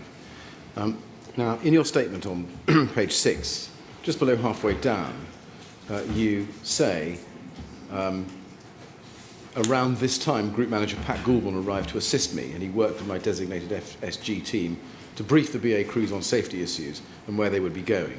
Now, I think at that stage in your statement, you're still dealing with the bridgehead when it's on the 3rd floor. That's correct. Okay. When he gave evidence, Group Manager Goulburn said that he thought that he was on the bridgehead for 30 to 40 minutes or so, couldn't be exact, before it moved down to the ground floor. Would that be your recollection? Possibly. I really couldn't put a estimate time on it. Okay. Now, if that's right, that means that he would have arrived sometime around 2:30, or perhaps a little bit after that. Does that sound about right to you? So maybe 10, about right, yeah. 15 minutes after you arrived? Yeah. Okay. Now, do you remember what Group Manager Goulburn was doing when the bridgehead was on the 3rd floor, in general terms? So he was working alongside the fire survival guidance wall on the 3rd floor, and between them and then detailing crews of where they should go, getting debriefs off them and overseeing that whole process. Right. He was overseeing the process of what? Of the fire survival guidance coordination. I see. Would he have been able, to your way of thinking, to observe how FSG information was coming into the bridgehead? I think he would have had more chance of seeing it than I, yes. Right, because his recollection on that was, to say the least, hazy. Yes. Okay. And would he, to your way of thinking, were you satisfied that he was observing fully what Louisa da Silva was writing on the wall and understanding what it meant? Yes, Pat's a very good officer, and we've worked together in the past. We've both done a lot of work in East London, so he's very experienced in high-rise firefighting as well. So I was comfortable that Pat had a grip of that situation. Right. Let me just break this down a bit. When Group Manager Goulburn arrived, what did he do to start with? Do you remember? He asked me what I needed. What do you need? What help do you need from me? And what did you tell him? And I asked him to work with the FSG, overseeing that, making sure we're committing the crews to the right floors at the right times. Right. Because there was a lot going on between the FSG and the entry control balls, which were no more than about a metre or so apart. So there was a lot of noise, and I felt it needed a greater level of control. Now his recollection was that he only started being involved with FSGs only shortly before the bridgehead moved down to the ground floor, and that before that he was essentially running tasks with equipment and things like that. That may be the case. I mean, I don't recall him running tasks. Right. I only really recall what I asked him to do with the FSG wall. Right. I see.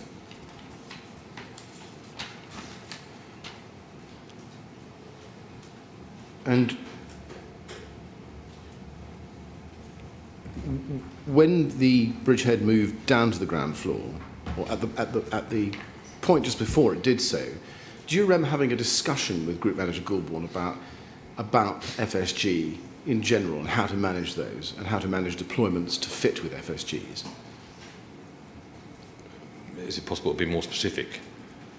We've talked about the FSGs throughout the whole time and how they were being processed. But other than that, I don't remember anything more specifically. Group Manager Goulburn gave evidence along the lines of, and I'm summarising it, that there was a discussion about changing the system for deployments in response to FSG calls, but that discussion was interrupted effectively by the move down to the ground floor. I summarised. I don't recall it. I mean, I've got no doubt if that's what Pat Goulburn said, then it's quite likely, but I don't recall that conversation. You don't recall it. Okay. Now, on page 7 of your statement, third line down, you say, our third floor bridgehead began to get compromised by smoke. I was told that the fire was leaping about on the outside of the block and there was now a fire on the second floor mezzanine level. I had to move the bridgehead to the ground floor, but was concerned that the BA crews already deployed from the third floor because we had no communications on which to tell them. Even the emergency button on the BA entry control board couldn't send a signal to the BA. Now, a number of things there. You say that it was for that reason, the fire leaping about on the outside of the block, and a fire on the second floor, that the bridgehead was moved to the ground floor. Is that how you recall it? Yes, when we moved the bridgehead up to the third floor, as far as I was concerned, there was no fire on floors below the third. Hence, I felt it was safe to move it up. And at this point, an officer came to me, I can't remember who it was, and told me that there's a fire in a flat on the floor below you. The bridgehead was already becoming slightly compromised by smoke, but once I knew there was a fire underneath us, that was my immediate decision to move the bridgehead. Now, Pat Goulbourne, I should call him DAC Goulbourne now, when he gave evidence, said that he'd had a conversation with you when the bridgehead was on the third floor about moving it down because it itself was becoming compromised with smoke.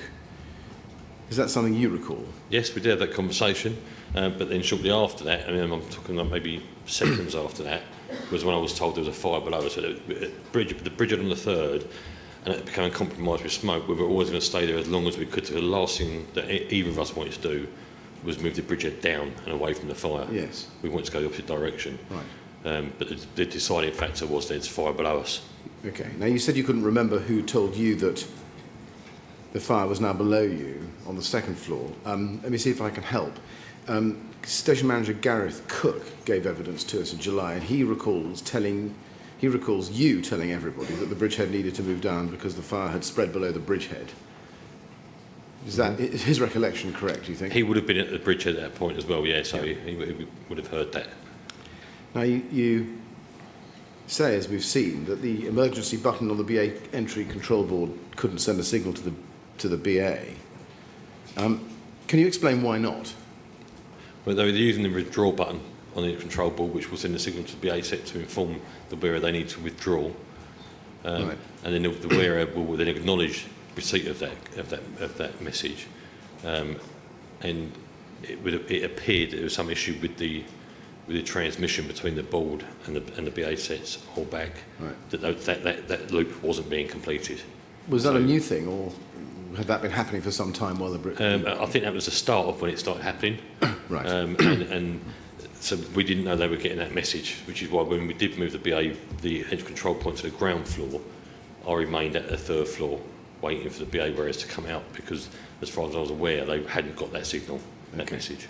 Now, while on the subject of comms, 3 lines up from the foot of page 6, you say, we were committing teams with no communication.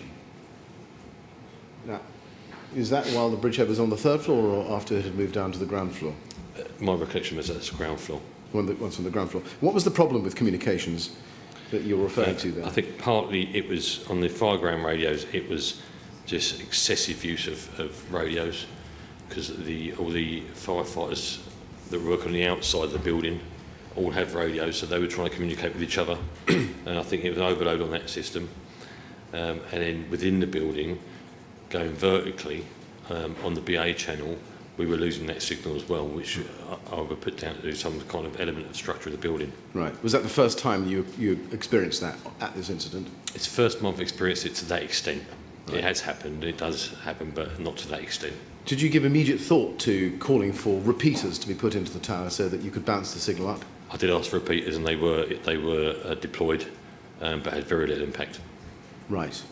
Now, moving on then to the move down to the ground floor, halfway down page 7, second paragraph, end of third line, you say, I was still acting as fire sector commander.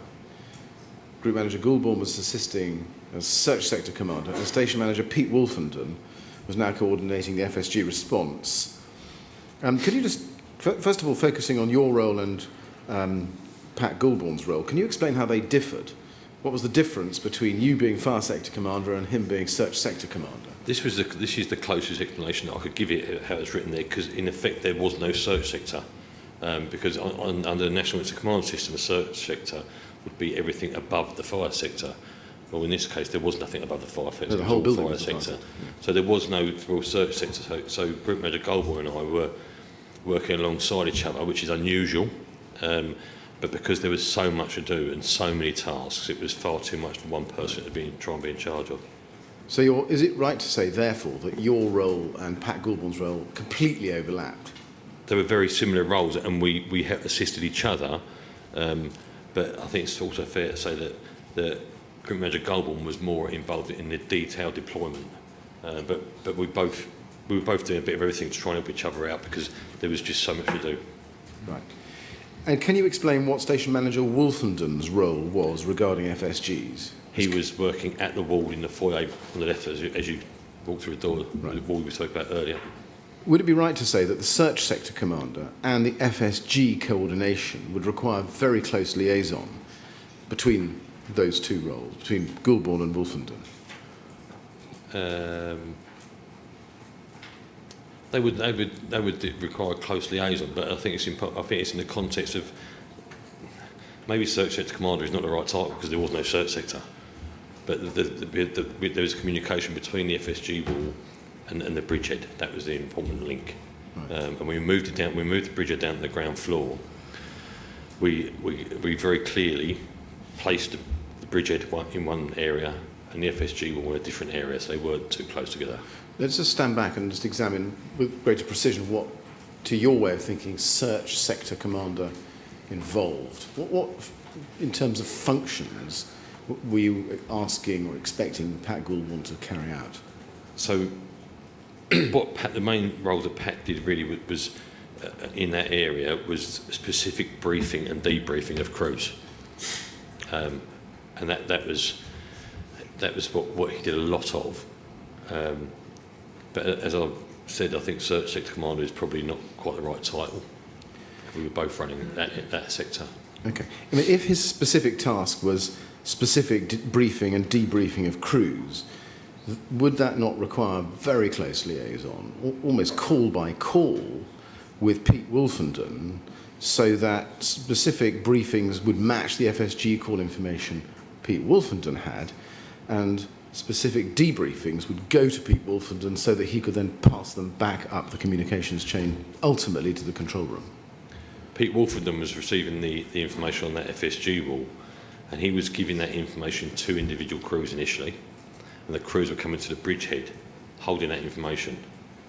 So that on that piece of paper was the piece of paper that was written by the person who took it at the FSG wall to the bridgehead. So then then Pat would brief him of, this is where we know the fire is, this is what we know is a light, this is what we know isn't a light. Obviously all the information that Pete Wolfenden wouldn't have had.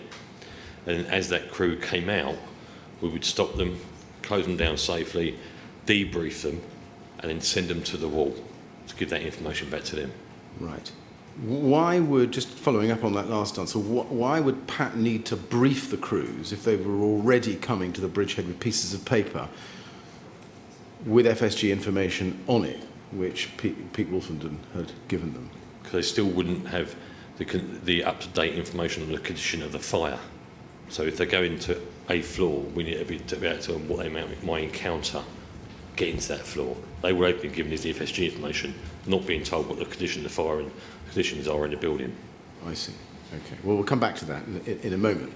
Just standing back and looking at the system, once the bridgehead came down to the ground floor and got itself settled in, a number of questions. First of all, when that happened, did you know at that stage how FSG information was coming to the ground floor lobby? What the means of communication was? I wasn't. I knew there was some papers being brought in by runners. There was some radio traffic being brought in, but I couldn't actually pinpoint. I definitely knew how all that information was coming in, because the role of the FSG command unit is to get that information to the bridgehead. That's not my responsibility to get it there. So as long as it's getting there, and it was coming in thick and fast, I had no reason to doubt that there was any issue with the system in place. When the bridgehead moved down, was Watch Manager Williams still writing on the wall at that point? I believe so.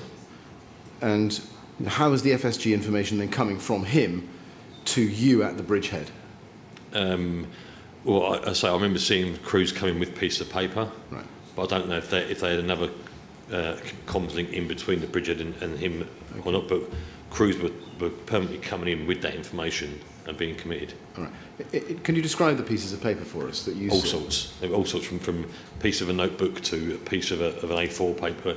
Whatever paper they had available to them is what they were using to bring that information. But most of it was on note paper that we carry as officers.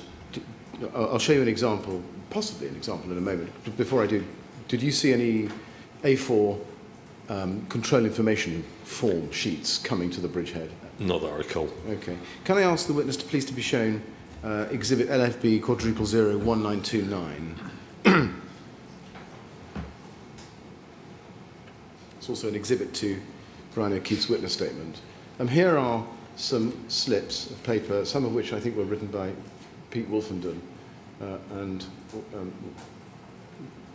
two of them by Station Manager Watson. That's why there are two different handwritings. Do these look familiar to you? The kind of information on them, yes, but I don't remember a specific piece of paper now. Okay. These look... Some of them have got time marks on them, 410, Yep. 430, 405, 420, 410. Does that accord with your recollection of the sorts of pieces of paper that you saw coming to the bridgehead being brought in by crews? I think that the two that are different writing would be more so what I would have recognised rather than lists of flat numbers. Right. And who was bringing those pieces of paper to the bridgehead? Was it crews or was it Pete Wolfenden or was it somebody else? My recollection was crews bringing Crews, those. okay. Did Pete Wolfenden himself bring paper information about FSG calls to the bridgehead at any time, do you think? I think he may well have done, yes, but I couldn't be sure. But I mean, we were in and out, so I would think so. Okay. Now, once the bridgehead was set up on the ground floor, you explain in your statement, first statement, paragraph 2 on page 7, and I've just shown you this already. You say we had 3 entry control boards, BA entry control boards set up, because we had 30 firefighters deployed. We started to use EDBA personnel to answer FSG calls received from the higher floors.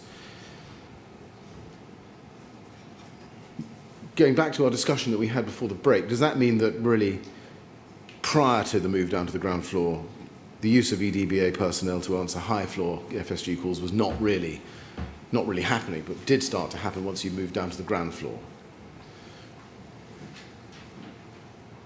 Yeah, I think it comes back to the conversation we had before the break. I think the EDBA crews were being committed, but not on great numbers until we moved down to the ground floor. And is that because of resourcing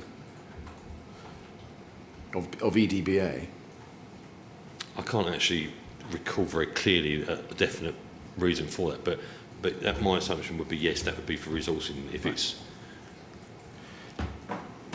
Now, we've seen a photograph before in evidence of the wall in the lobby on which there is a marking below SDBA 10, above 10 EDBA.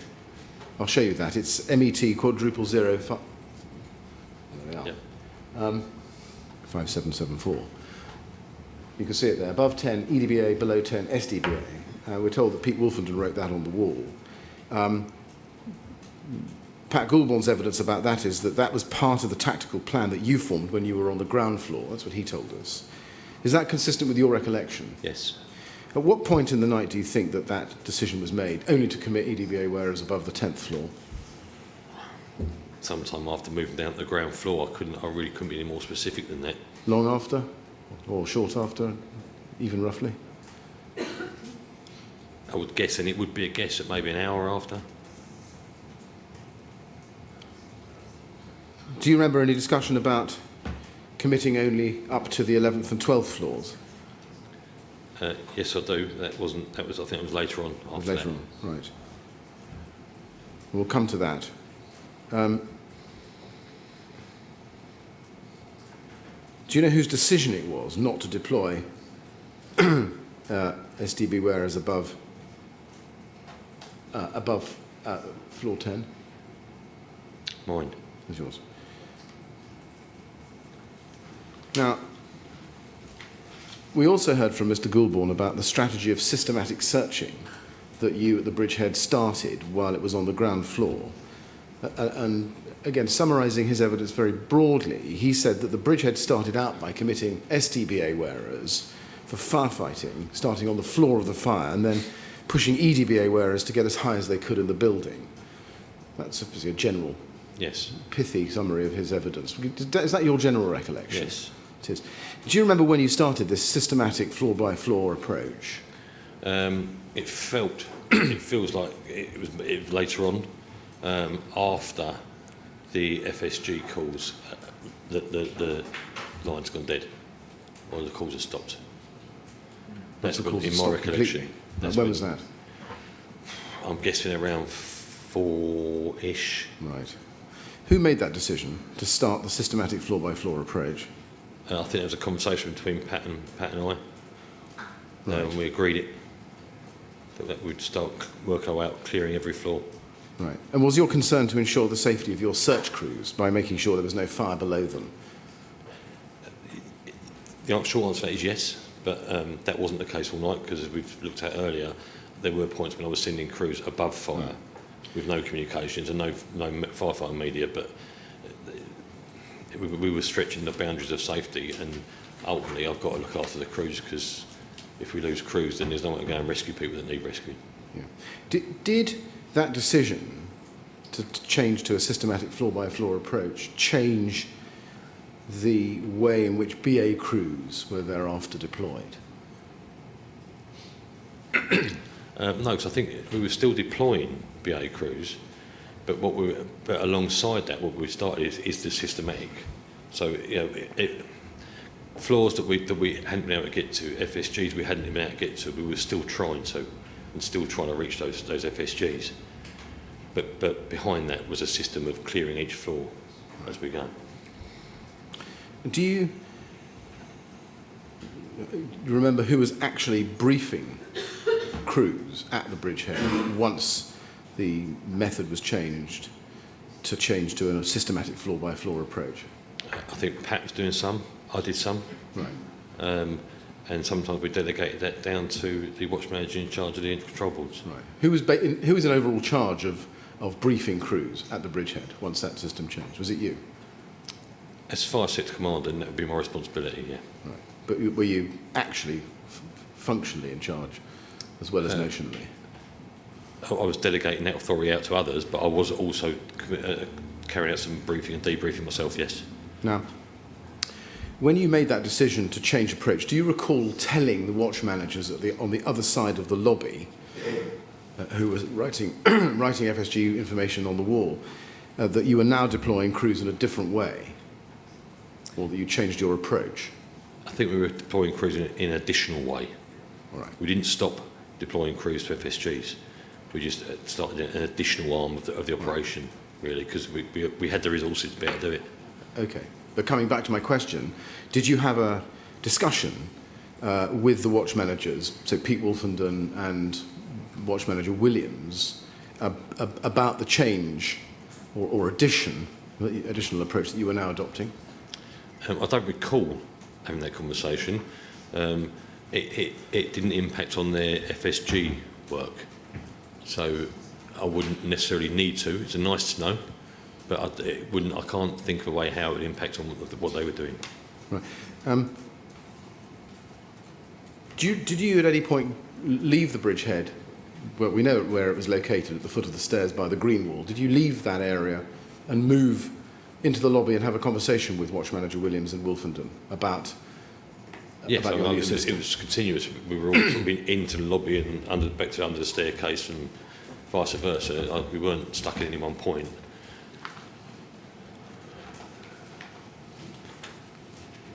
Right. We've got a couple of pictures. I just want to see if this tallies with your recollection. If I can ask you, please, to go to INQ 313. And this is camera 3 with an adjusted time of 4:18:12. So this is after 4 o'clock, which is when you roughly put the time of the change of strategy. And we can see Watch Manager Williams on the very far left, looking like he's waving. And we can see Pete Wolfenden to his right, just by the sign there, Grenfell Tower Community Room. and there is a white helmet to their right, and then a white helmet in the middle. Do you recognise yourself in that picture? I recognise myself, the one that's about to be highlighted, yeah. Right, the one further away from the hose or the one near the hose? Yes, one further away, sorry. Right, in the middle of the picture. Okay. Yes. And then turning to the next one, 314, IAQ 314. This is CCTV camera 3, taken 1 second later at an adjusted time of 04:18:13, where we can see that Watch Manager Williams' right arm is now down. Pete Wolfenden has got his back to us. Do we see you in that picture? Yes, looks like holding something in my hand, talking to Pete Wolfenden. Right, you've got something in your left hand. What is that, or what might that be? It looks like a piece of paper. It does. What might be on that piece of paper? I've no idea. Okay. And then at page, picture INQ 315, which is 5 seconds later, camera 3. So the other camera in the lobby, we can see from the right, we can see Watch Manager Watson, Watch Manager Williams, Station Manager Wolfenden, and then who is that white helmet? It looks like me just having the same conversation. Yes. Well, you can't see your face, but do you have a recollection of having this discussion at this sort of time with these three officers? No. And then the next one, which is INQ 356, which is 14 seconds later, camera 4, adjusted time of 04:18:32, we can see you beginning to walk, I think that's you. Yes. Walking away from Watch Manager Williams in the red shirt by the wall, and Pete Wolfenden, and then there's Watson to your right. Yes. Holding something. Again, what might that be? It would look like a piece of paper from a notebook. Okay. Just do these photographs trigger a recollection of discussions with the watch managers at the wall and around this time? No, I mean this is how I recall. This went on throughout the evening. Several people, but we walked backwards and forwards. I don't recall exactly what this. All right. But this wasn't a one-off. This was part of a continuous yes, activity, was yeah. it? Right. Now, do you remember when you started this new system, if you gave consideration to where the outstanding live FSG calls were coming from? I was aware of where we said live at FSGs, yes. And how high up the tower were they, do you think? No idea. Right. I don't remember. Did you give consideration to whether you should start your systematic searching from the higher floors, as high as you could get with EDBA wearers, and work down, rather than working up? But around that time was a time when we were finding it impossible to get past the 11th floor. Right, so what time would that be? I couldn't say what time that was, but I know it was around the same sort of time, that sort of around 4-ish. We would find it very difficult. All of us getting back from cruise, they couldn't get past the 11th. Right. Now, the 11th floor, you say? As far as I recall, yes.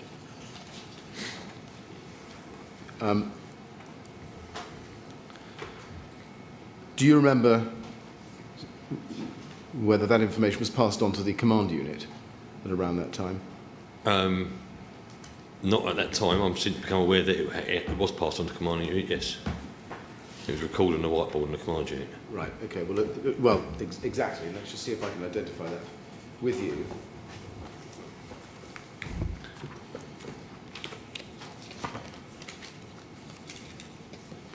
If you could please be shown MET 000-15936. I'll take this question slightly out of order because we've come to it, but this is a whiteboard from CU7,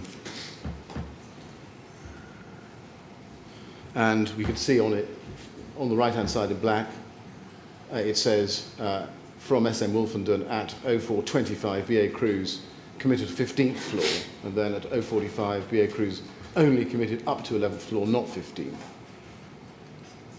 Do you recall a time when, or does this help you time when the crews were committed only to the 15th floor and not above?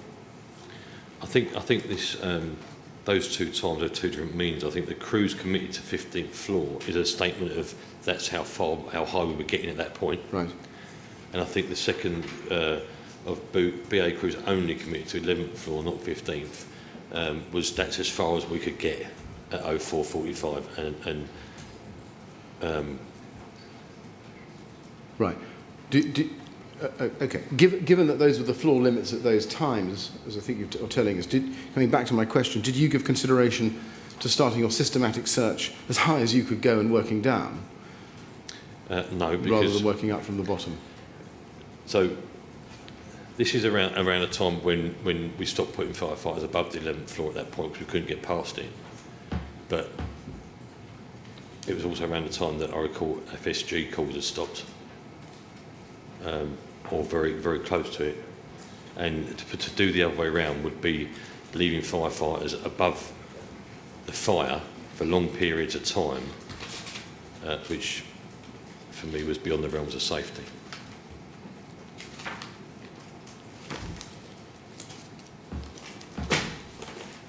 Still on this theme about floor limits, do you remember, well, perhaps I can show you, MET quadruple 05776.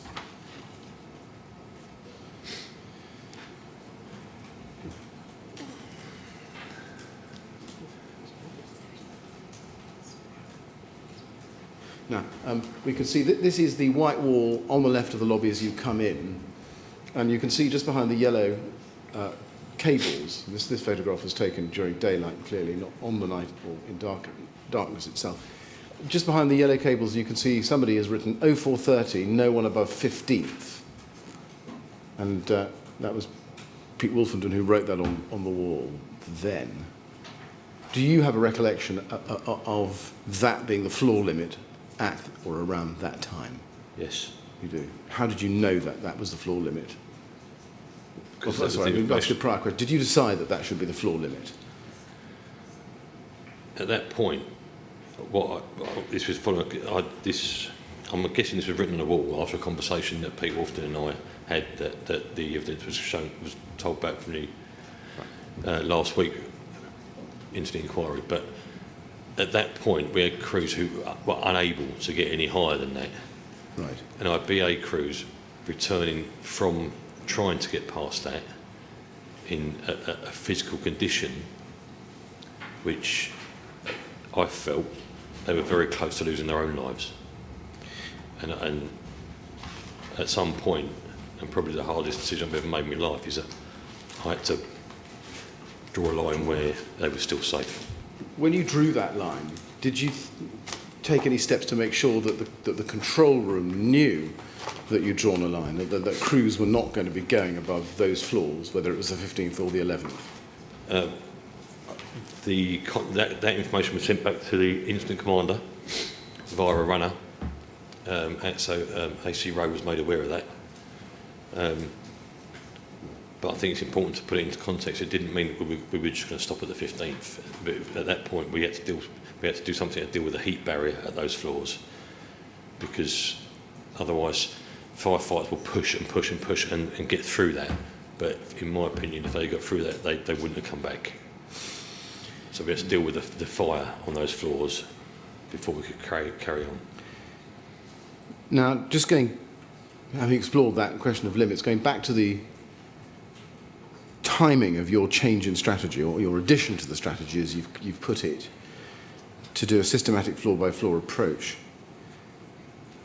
I'll come back to my question. Even though there may be limits, did you ever give any thought to sending EDBA wearers up to the highest they could safely go, in your opinion, and then working down the tower from there, rather than working from the lower floors up? It was too dangerous. But did you give any thought to it, is my question? I think I would have considered it, but I would have discounted it straight away. Right. Why is that? Because it was to put firefighters in that heat barrier. They're experiencing that heat barrier when they're answering FSGs, and that the pure task when they're doing FSGs is to try and get the people and get out. To now ask them to stay up there and potentially put what could be 6 flats alight, put all of those out, that the punishment on their bodies and the heat, for me, was beyond the line of safety of them returning back safely. Now, when you made this decision to change this approach, I think you said earlier, and correct me if I've misunderstood your evidence, Mr. Welch, that it was after the FSGs had tailed off. Yes. I don't know whether you recall this, but the FSGs were continuing to come in until about 6:30 a.m.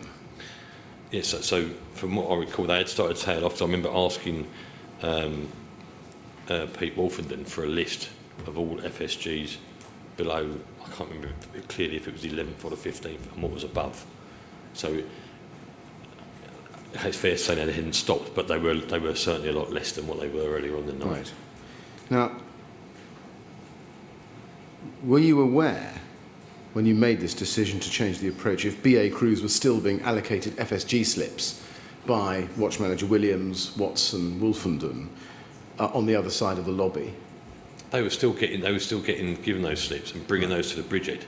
And when they came to the bridgehead, were you giving them sometimes a different brief? Sometimes they'd be given a different brief, yes. Right. And when you gave them a different brief, did you take any steps to tell Watch Managers Williams, Watson and Wolfenden that you changed the brief? My recollection is that they were told quite early about the level of where we were getting to, right. And an agreement was to still carry on giving them that information. Crews would come to the bridgehead.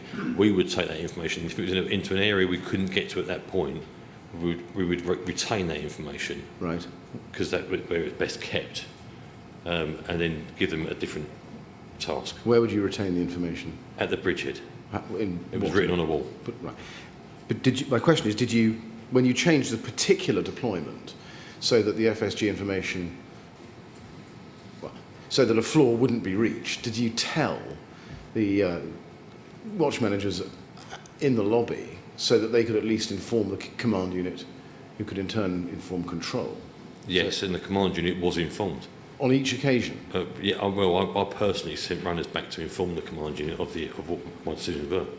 So let me just get that right. So you personally sent runners back from the ground floor bridgehead directly to the command unit to say that call from the 23rd floor not being attended? No, sorry, my misunderstanding, sorry. They were kept informed of the floors that we were reaching or not reaching. Who was kept informed? The command unit. In general terms? Yeah, but well, so when we had we said, right, we can't get above the 11th, that was immediately communicated back to the command unit. Yes, I see. Okay. But my question was more specific. It was that if a crew presented to the bridgehead with FSG information relating to a call from, for example, the 20th floor, but you then changed the brief so that you weren't going to send EDBA, whereas to the 20th floor, did you inform anybody, including the watch managers on the wall in the lobby, that crew was not going to be deployed in response to that FSG call? My recollection is that was communicated to the bridgehead and back to the FSG wall very quickly. On each and every I can't occasion? say each and every occasion because I wouldn't have been aware of each and every occasion. Right. But that information was going back to him. Now, Mr. Millett, I'm sorry to interrupt you, but could I try and clarify one thing with Mr. Welch? Mr. Welch, you said you asked Pete Wolfenden for a list of the FSGs above and below certain floors. And did you receive that? Yes, sir. And can you remember in what form you received it? On a piece of paper. More than one piece of paper? I only recall one piece of paper. Mr. Millett, the reason I ask is because we've seen from time to time that sheet with a lot of little leaves from firefighters' notebooks, which are written in a certain way which suggests that they are lists or summaries, not individual FSG calls. yes. I wonder whether it would be worth asking them. Going back to that, yes, it's LFB 1929. Mr. O'Keefe's list. Mr. O'Keefe, well, there are the scraps of paper that Mr. O'Keefe says he found in his tunic at the end of the night. If we could just have those up on the screen again, just in response to Chairman's question.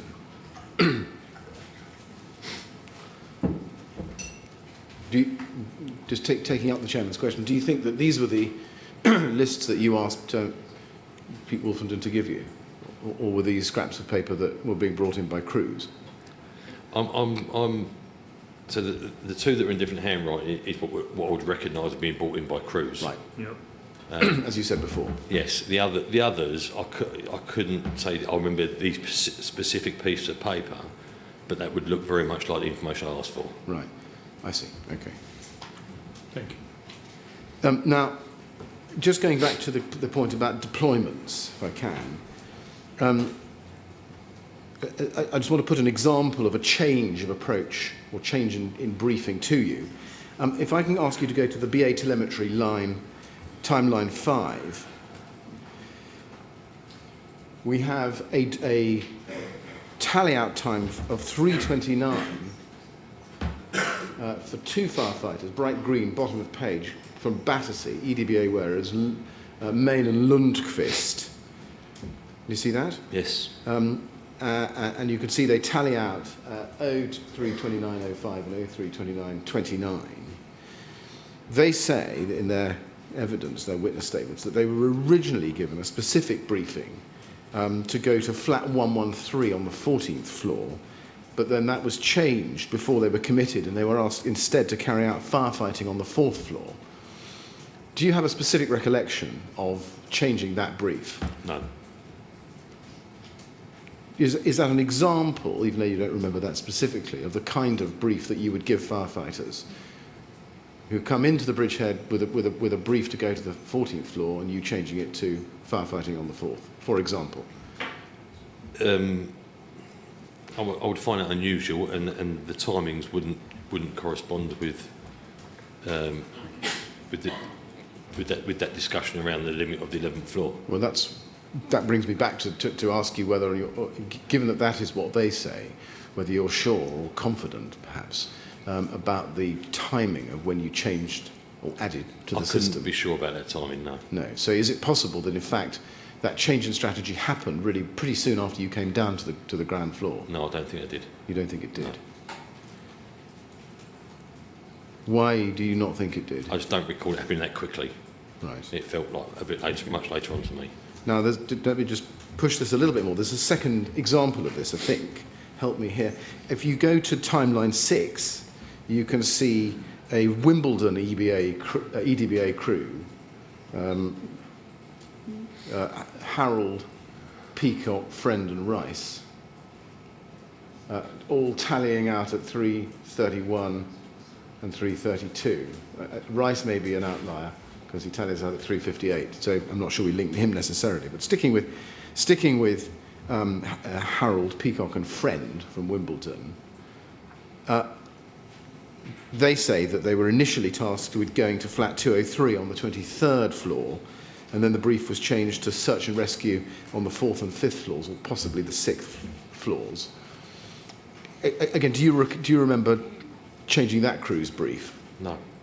Again, is that an example of the kind of thing that was happening at that time, round about the 3:30 mark?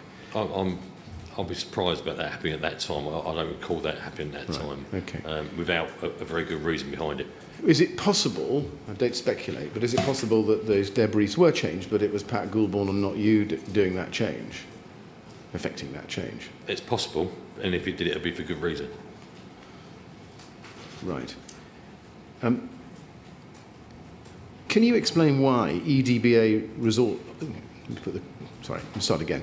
Once the system was changed, or as you would have it added to, so that you were doing floor sweeps and moving up the building from low down, can you explain why EDBA resources were being tasked to those lower floors? No, I can't. Is there a good reason that you can think of? I could probably think of several possibilities, but it wouldn't be fair or accurate. Okay.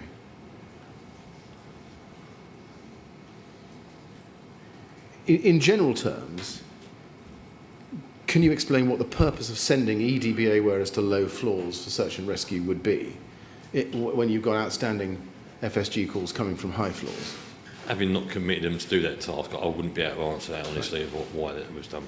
Do you remember having a discussion, which some of the witnesses have referred to as heated or passionate or enthusiastic, with Watch Manager Williams and Station Manager Wolfenden about who was in charge of committing crews? I remember having a heated discussion with Station Manager Wolfenden.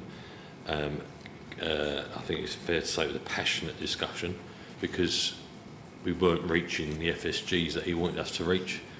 And I remember that discussion with him, yes. You do? But I don't recall it being about who was in charge. Right, the discussion was about, what, floor levels, was it? Yes.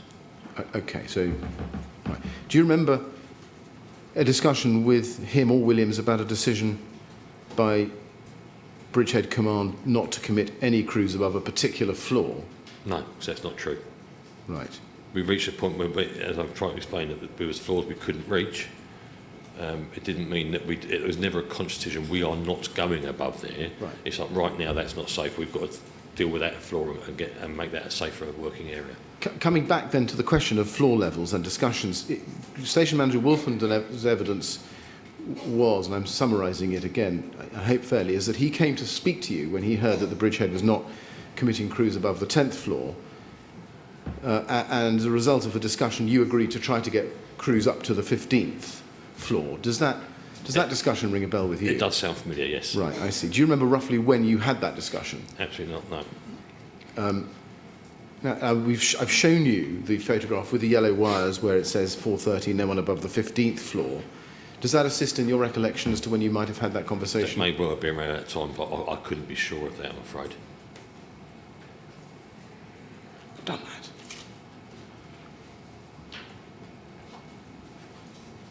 And was that a separate discussion about who was in charge of who was in No, who? I remember that as being the discussion I referred to earlier. Right, okay. There wasn't. Do you have a recollection of Station Manager Egan coming to speak to you at the Bridgehead when it was on the ground floor of the tower? I don't remember seeing Station Manager Egan within the building. No. Now, he gave evidence and said, and again I'm commenting, and for our record it's transcript of the 4th of July, at pages 17 to 19, but and I'm summarising again, but he said that there was a discussion between him, you, and DAC Goulbourne, in which he expressed concern. Okay. Yes, sir. Okay. He expressed concern that too much focus was being put on trying to put the fire out and not enough focus on rescuing occupants of the building. That's what he remembers. Do you remember that? Can I ask what time did he say this was around? Well, I'm not going to be able to tell you exactly, but late on. So the answer, no, I don't remember that conversation, and that would be wholly inaccurate, because it became very apparent very early on that this was no longer a firefighting operation, but it was actually a rescue operation. Do you remember whether Station Manager Egan expressed any frustration, either to you or to anybody else, that the command unit wasn't getting back any reports of the results of deployments? I do not remember seeing Station Manager Egan within the building. Do you remember speaking to him on the radio at all? No. Did you have any conversations with Station Manager Egan in the night? I have a vague recollection of seeing him at some point outside early on, even before I even took over as Fire Sector Commander. Right. But I don't remember the conversation with him at all, no. Right. Now, I want just to turn to the question of the change in stay put advice. Can I ask you to look at your second statement? Are you happy to carry on? Yes. Because we can have a break if you don't. No, it's fine. Oh, I'm all right. Thank you. All right. Can I ask you to look at your second statement, please, Mr. Welch? And ask you to go, please, to page 9. It's the final paragraph, in fact. And you say, I think I became aware of a change to the stay put advice sometime around 8 a.m. And I think you've changed that right at the start of your evidence to 6 a.m. 3 a.m. 3 a.m., I'm so sorry. 3 a.m. How did you become aware? Station Manager Cook, sorry, as you were, Group Manager Cook, came in and told me. Right. He came into the Bridgehead, did he? Yes. And that was when it was on the 3rd floor, was it? Ground floor, I believe. You believe it was the ground floor? I thought it was the ground floor, so it was around that 3 a.m. mark. Right. I mean, we don't have precise times for the move, but we think the Bridgehead was being moved down at 3:08, which is why we have the picture of the 3rd floor wall at that time. I mean, my recollection was I was standing on the ground floor when I got the information, Okay. so All right. maybe 3:30, you know, around Okay. that time. We're still trying to establish exactly what time it was changed, but at the moment, we can give a range, let's say between 230 and 250. If that is right, do you know or understand why you at the bridgehead only came to learn of the change in the stay put advice after that, so long after that? I've no idea. Right.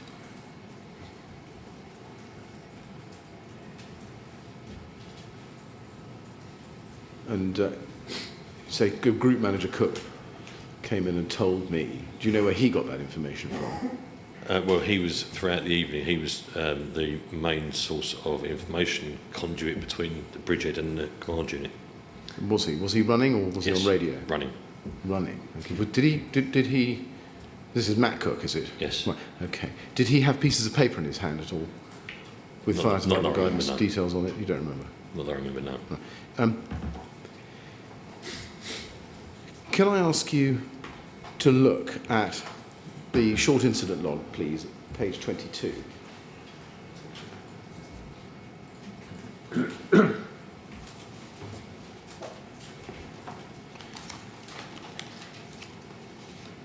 I want to show you the time mark of 2:17:36.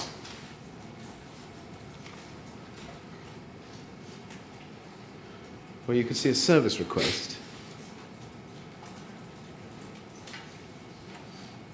for a dangerous structure engineer.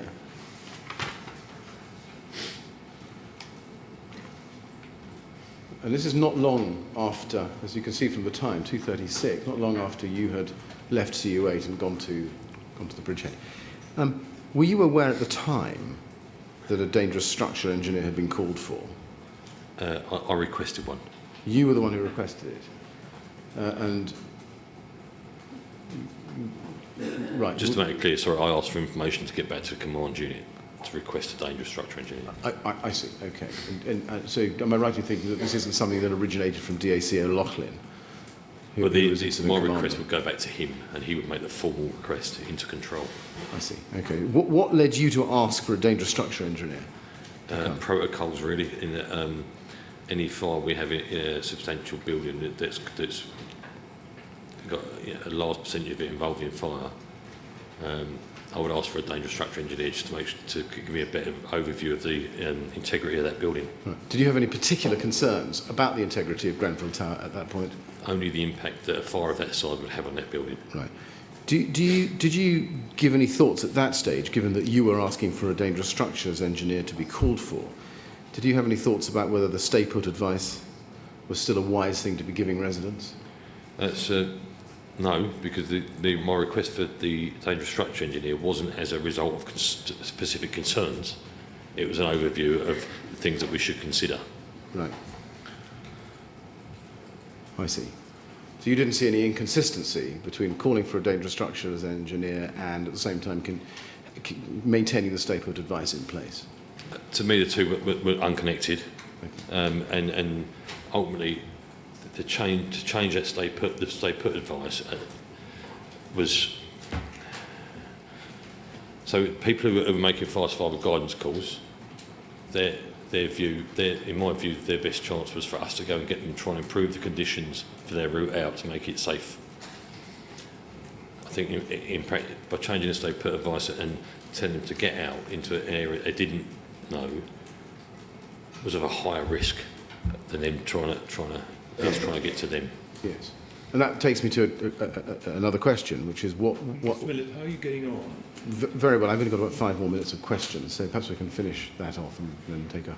Well, then we'll have the usual 5 minutes. We may... Plus the usual 5 minutes. Well, I appreciate that. Mr. Chairman, I'm just going to finish off this and a couple of other, I hope, short things, if I may. Mr. Welch, why might it be dangerous to change the stay put policy to an all-out? Because people coming out into an area that they've already deemed that is unsafe for them to get out to. We're not there to assist them. We're not there to improve the conditions they're coming into before they come out.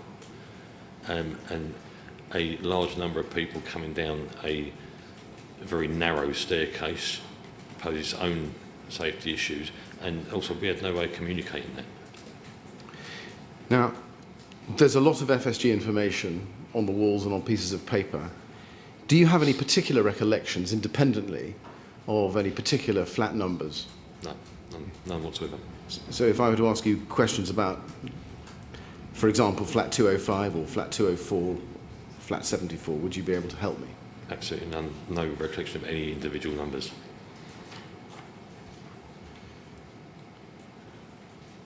Do none stand out in your memory? No, I'm sorry. Right, okay. Mr. Welch, thank you very much. You'll be glad to hear that I've come to the end of my questions. What normally happens is that I ask the chairman to rise for a few minutes just to make sure that I've covered all my notes. And I'm going to ask him to do that now. Thank you. Yeah, well, I'm going to rise for 5 minutes. It sometimes happens that there are further questions. So could you please go with the usher now? Obviously, don't talk to anyone about your evidence, and we'll come back in 5 minutes and see whether there are. Thank you. Thank you very much.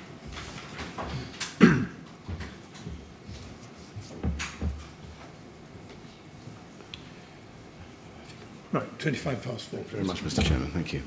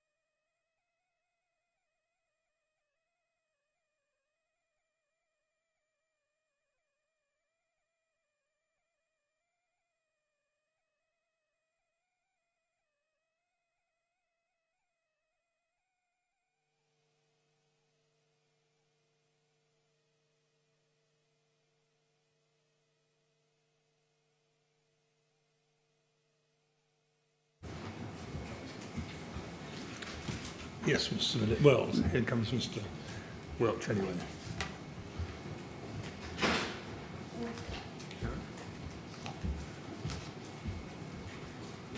Thank you, Mr. Welch. I don't know if there are any more questions Mr. Millett's going to tell us now. Mr. Welch, in the usual way of things, there are a few that I've been reminded to ask you very helpfully. The first relates to PPV, positive pressure ventilation units. Can I take you to page 9 of your first statement, please? It's an equipment question. And in the second line there, you say that I used a positive pressure ventilation unit, PPV, to try to push smoke up the stairwell so we could get higher, but it didn't work. When you say it didn't work, did the machine work? Yes, it did. So do you mean that when it didn't work, it was the method that didn't work? By the time that the PPV unit had arrived and we'd set it up, we were unable to use it at the bottom of the staircase, and it actually had to be used in the entrance to the main lobby. Right. Which made it quite ineffective, because what it ended up doing was the clean air that it should draw in behind it was actually the smoke from the burning debris around the building. So it just increased the smoke within the building. I see. Oh, I see. So you're drawing in dirty air. Dirty air from outside, because of the unique situation about burning debris having come off the building. Yes. What about a mobile extraction system, a mobile smoke extraction system? Do you know what I mean by one of those? It's not something I'm familiar with. In general terms, are you aware that mobile smoke extraction systems are available that you can bring to tower blocks and suck the smoke out? I've never seen one being used at all, no. I just thought I'd try that one. Self-evacuation. We have examples of occupants managing under their own steam to get out of the building. We have one at 4 o'clock, a family coming down at 4 a.m. or so, and we have two ladies evacuating by themselves at 4:40. Were you aware that as late as that in the night, individuals were self-evacuating? Yes, I was, yes. Yeah. Did that tell you anything about whether it was actually possible to get people up to the higher floors? I think the important thing to understand with this is that the conditions in a building like that, with that extent of fire, change by the second. So it may well be that people may be able to get out in a very small window of time and make it, but that will be a very small window of time, because that condition would have changed 10 seconds, 30 seconds later. Yes. So they were very lucky. When they self-evacuated, did you yourself talk to them about what they'd found and what they'd experienced? No, I think I was made aware that they had done. Right. Were you aware at the time? Vaguely. I was aware it was later on, because I remember the surprise at that time that they would manage to get out. Right. Did you get did the FSG team working under you get a good debrief from them, do you think, which would inform further deployments? As far as I'm concerned, everyone that came out that was from the fire crew's point of view, that was in a fit state to be able to give us debrief, and from the residents' point of view, were also in a fit enough state and at a good enough level of English, then we were getting debriefs from every person. They were the only things that may have got in our way to prevent that or slow that down. Right. Still on the subject of debriefing, you say, and this is page 7, I think, of your statement, but we needn't go back to it. You say that when a BA crew didn't report back, you would declare a firefighter emergency, and then they would appear with their face masks off because they'd run out of air. That's summarising what you say.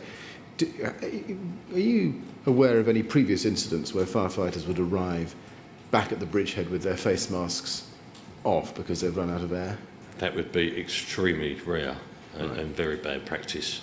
I believe on the night I declared firefight emergency 3 times, which is a very serious issue for us. It means that one of our personnel or people under our control are in need of rescuing.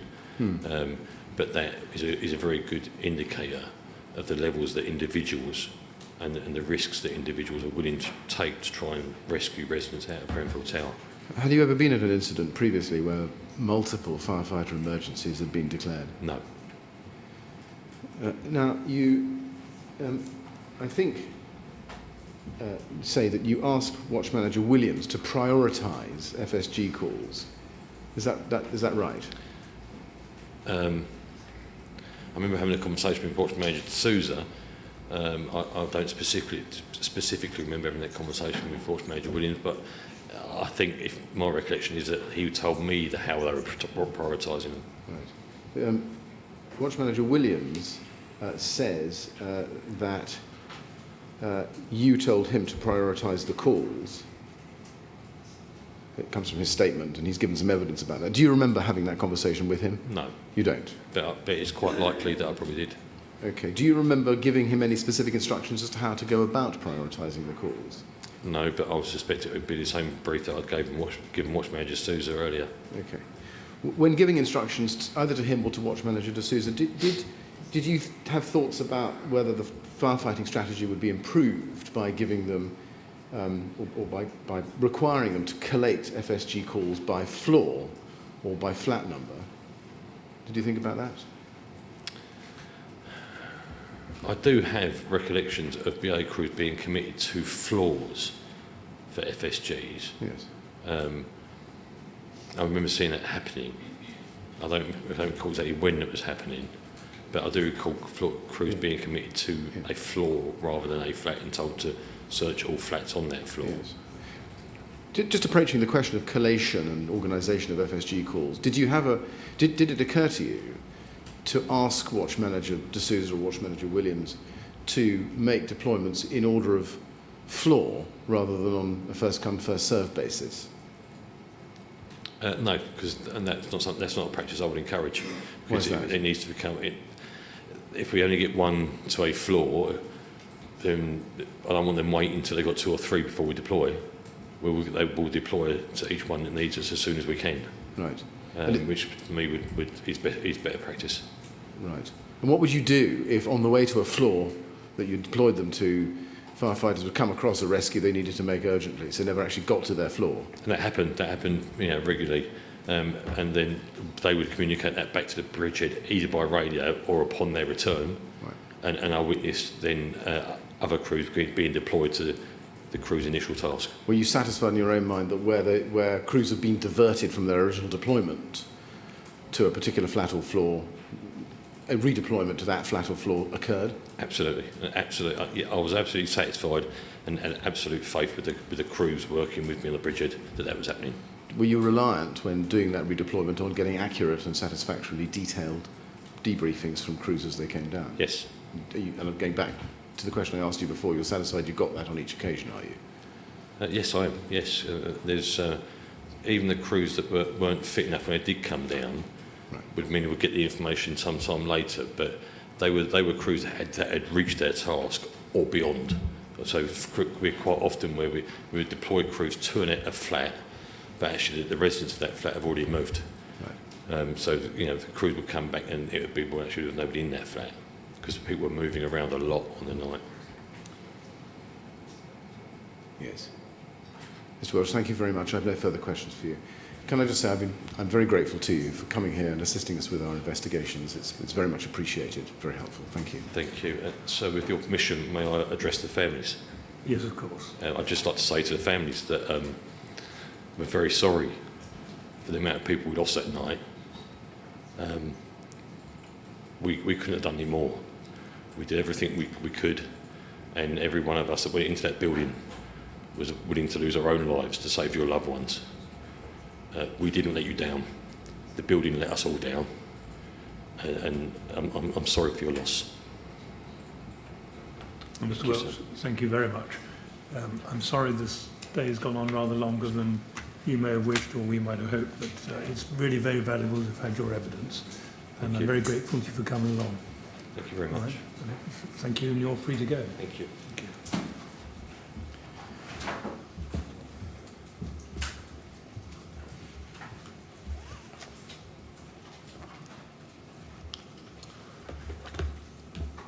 And there we are for the day, Mr. Millett. Yes, Mr. Chairman, I'm sorry that took a little bit longer than I would have hoped.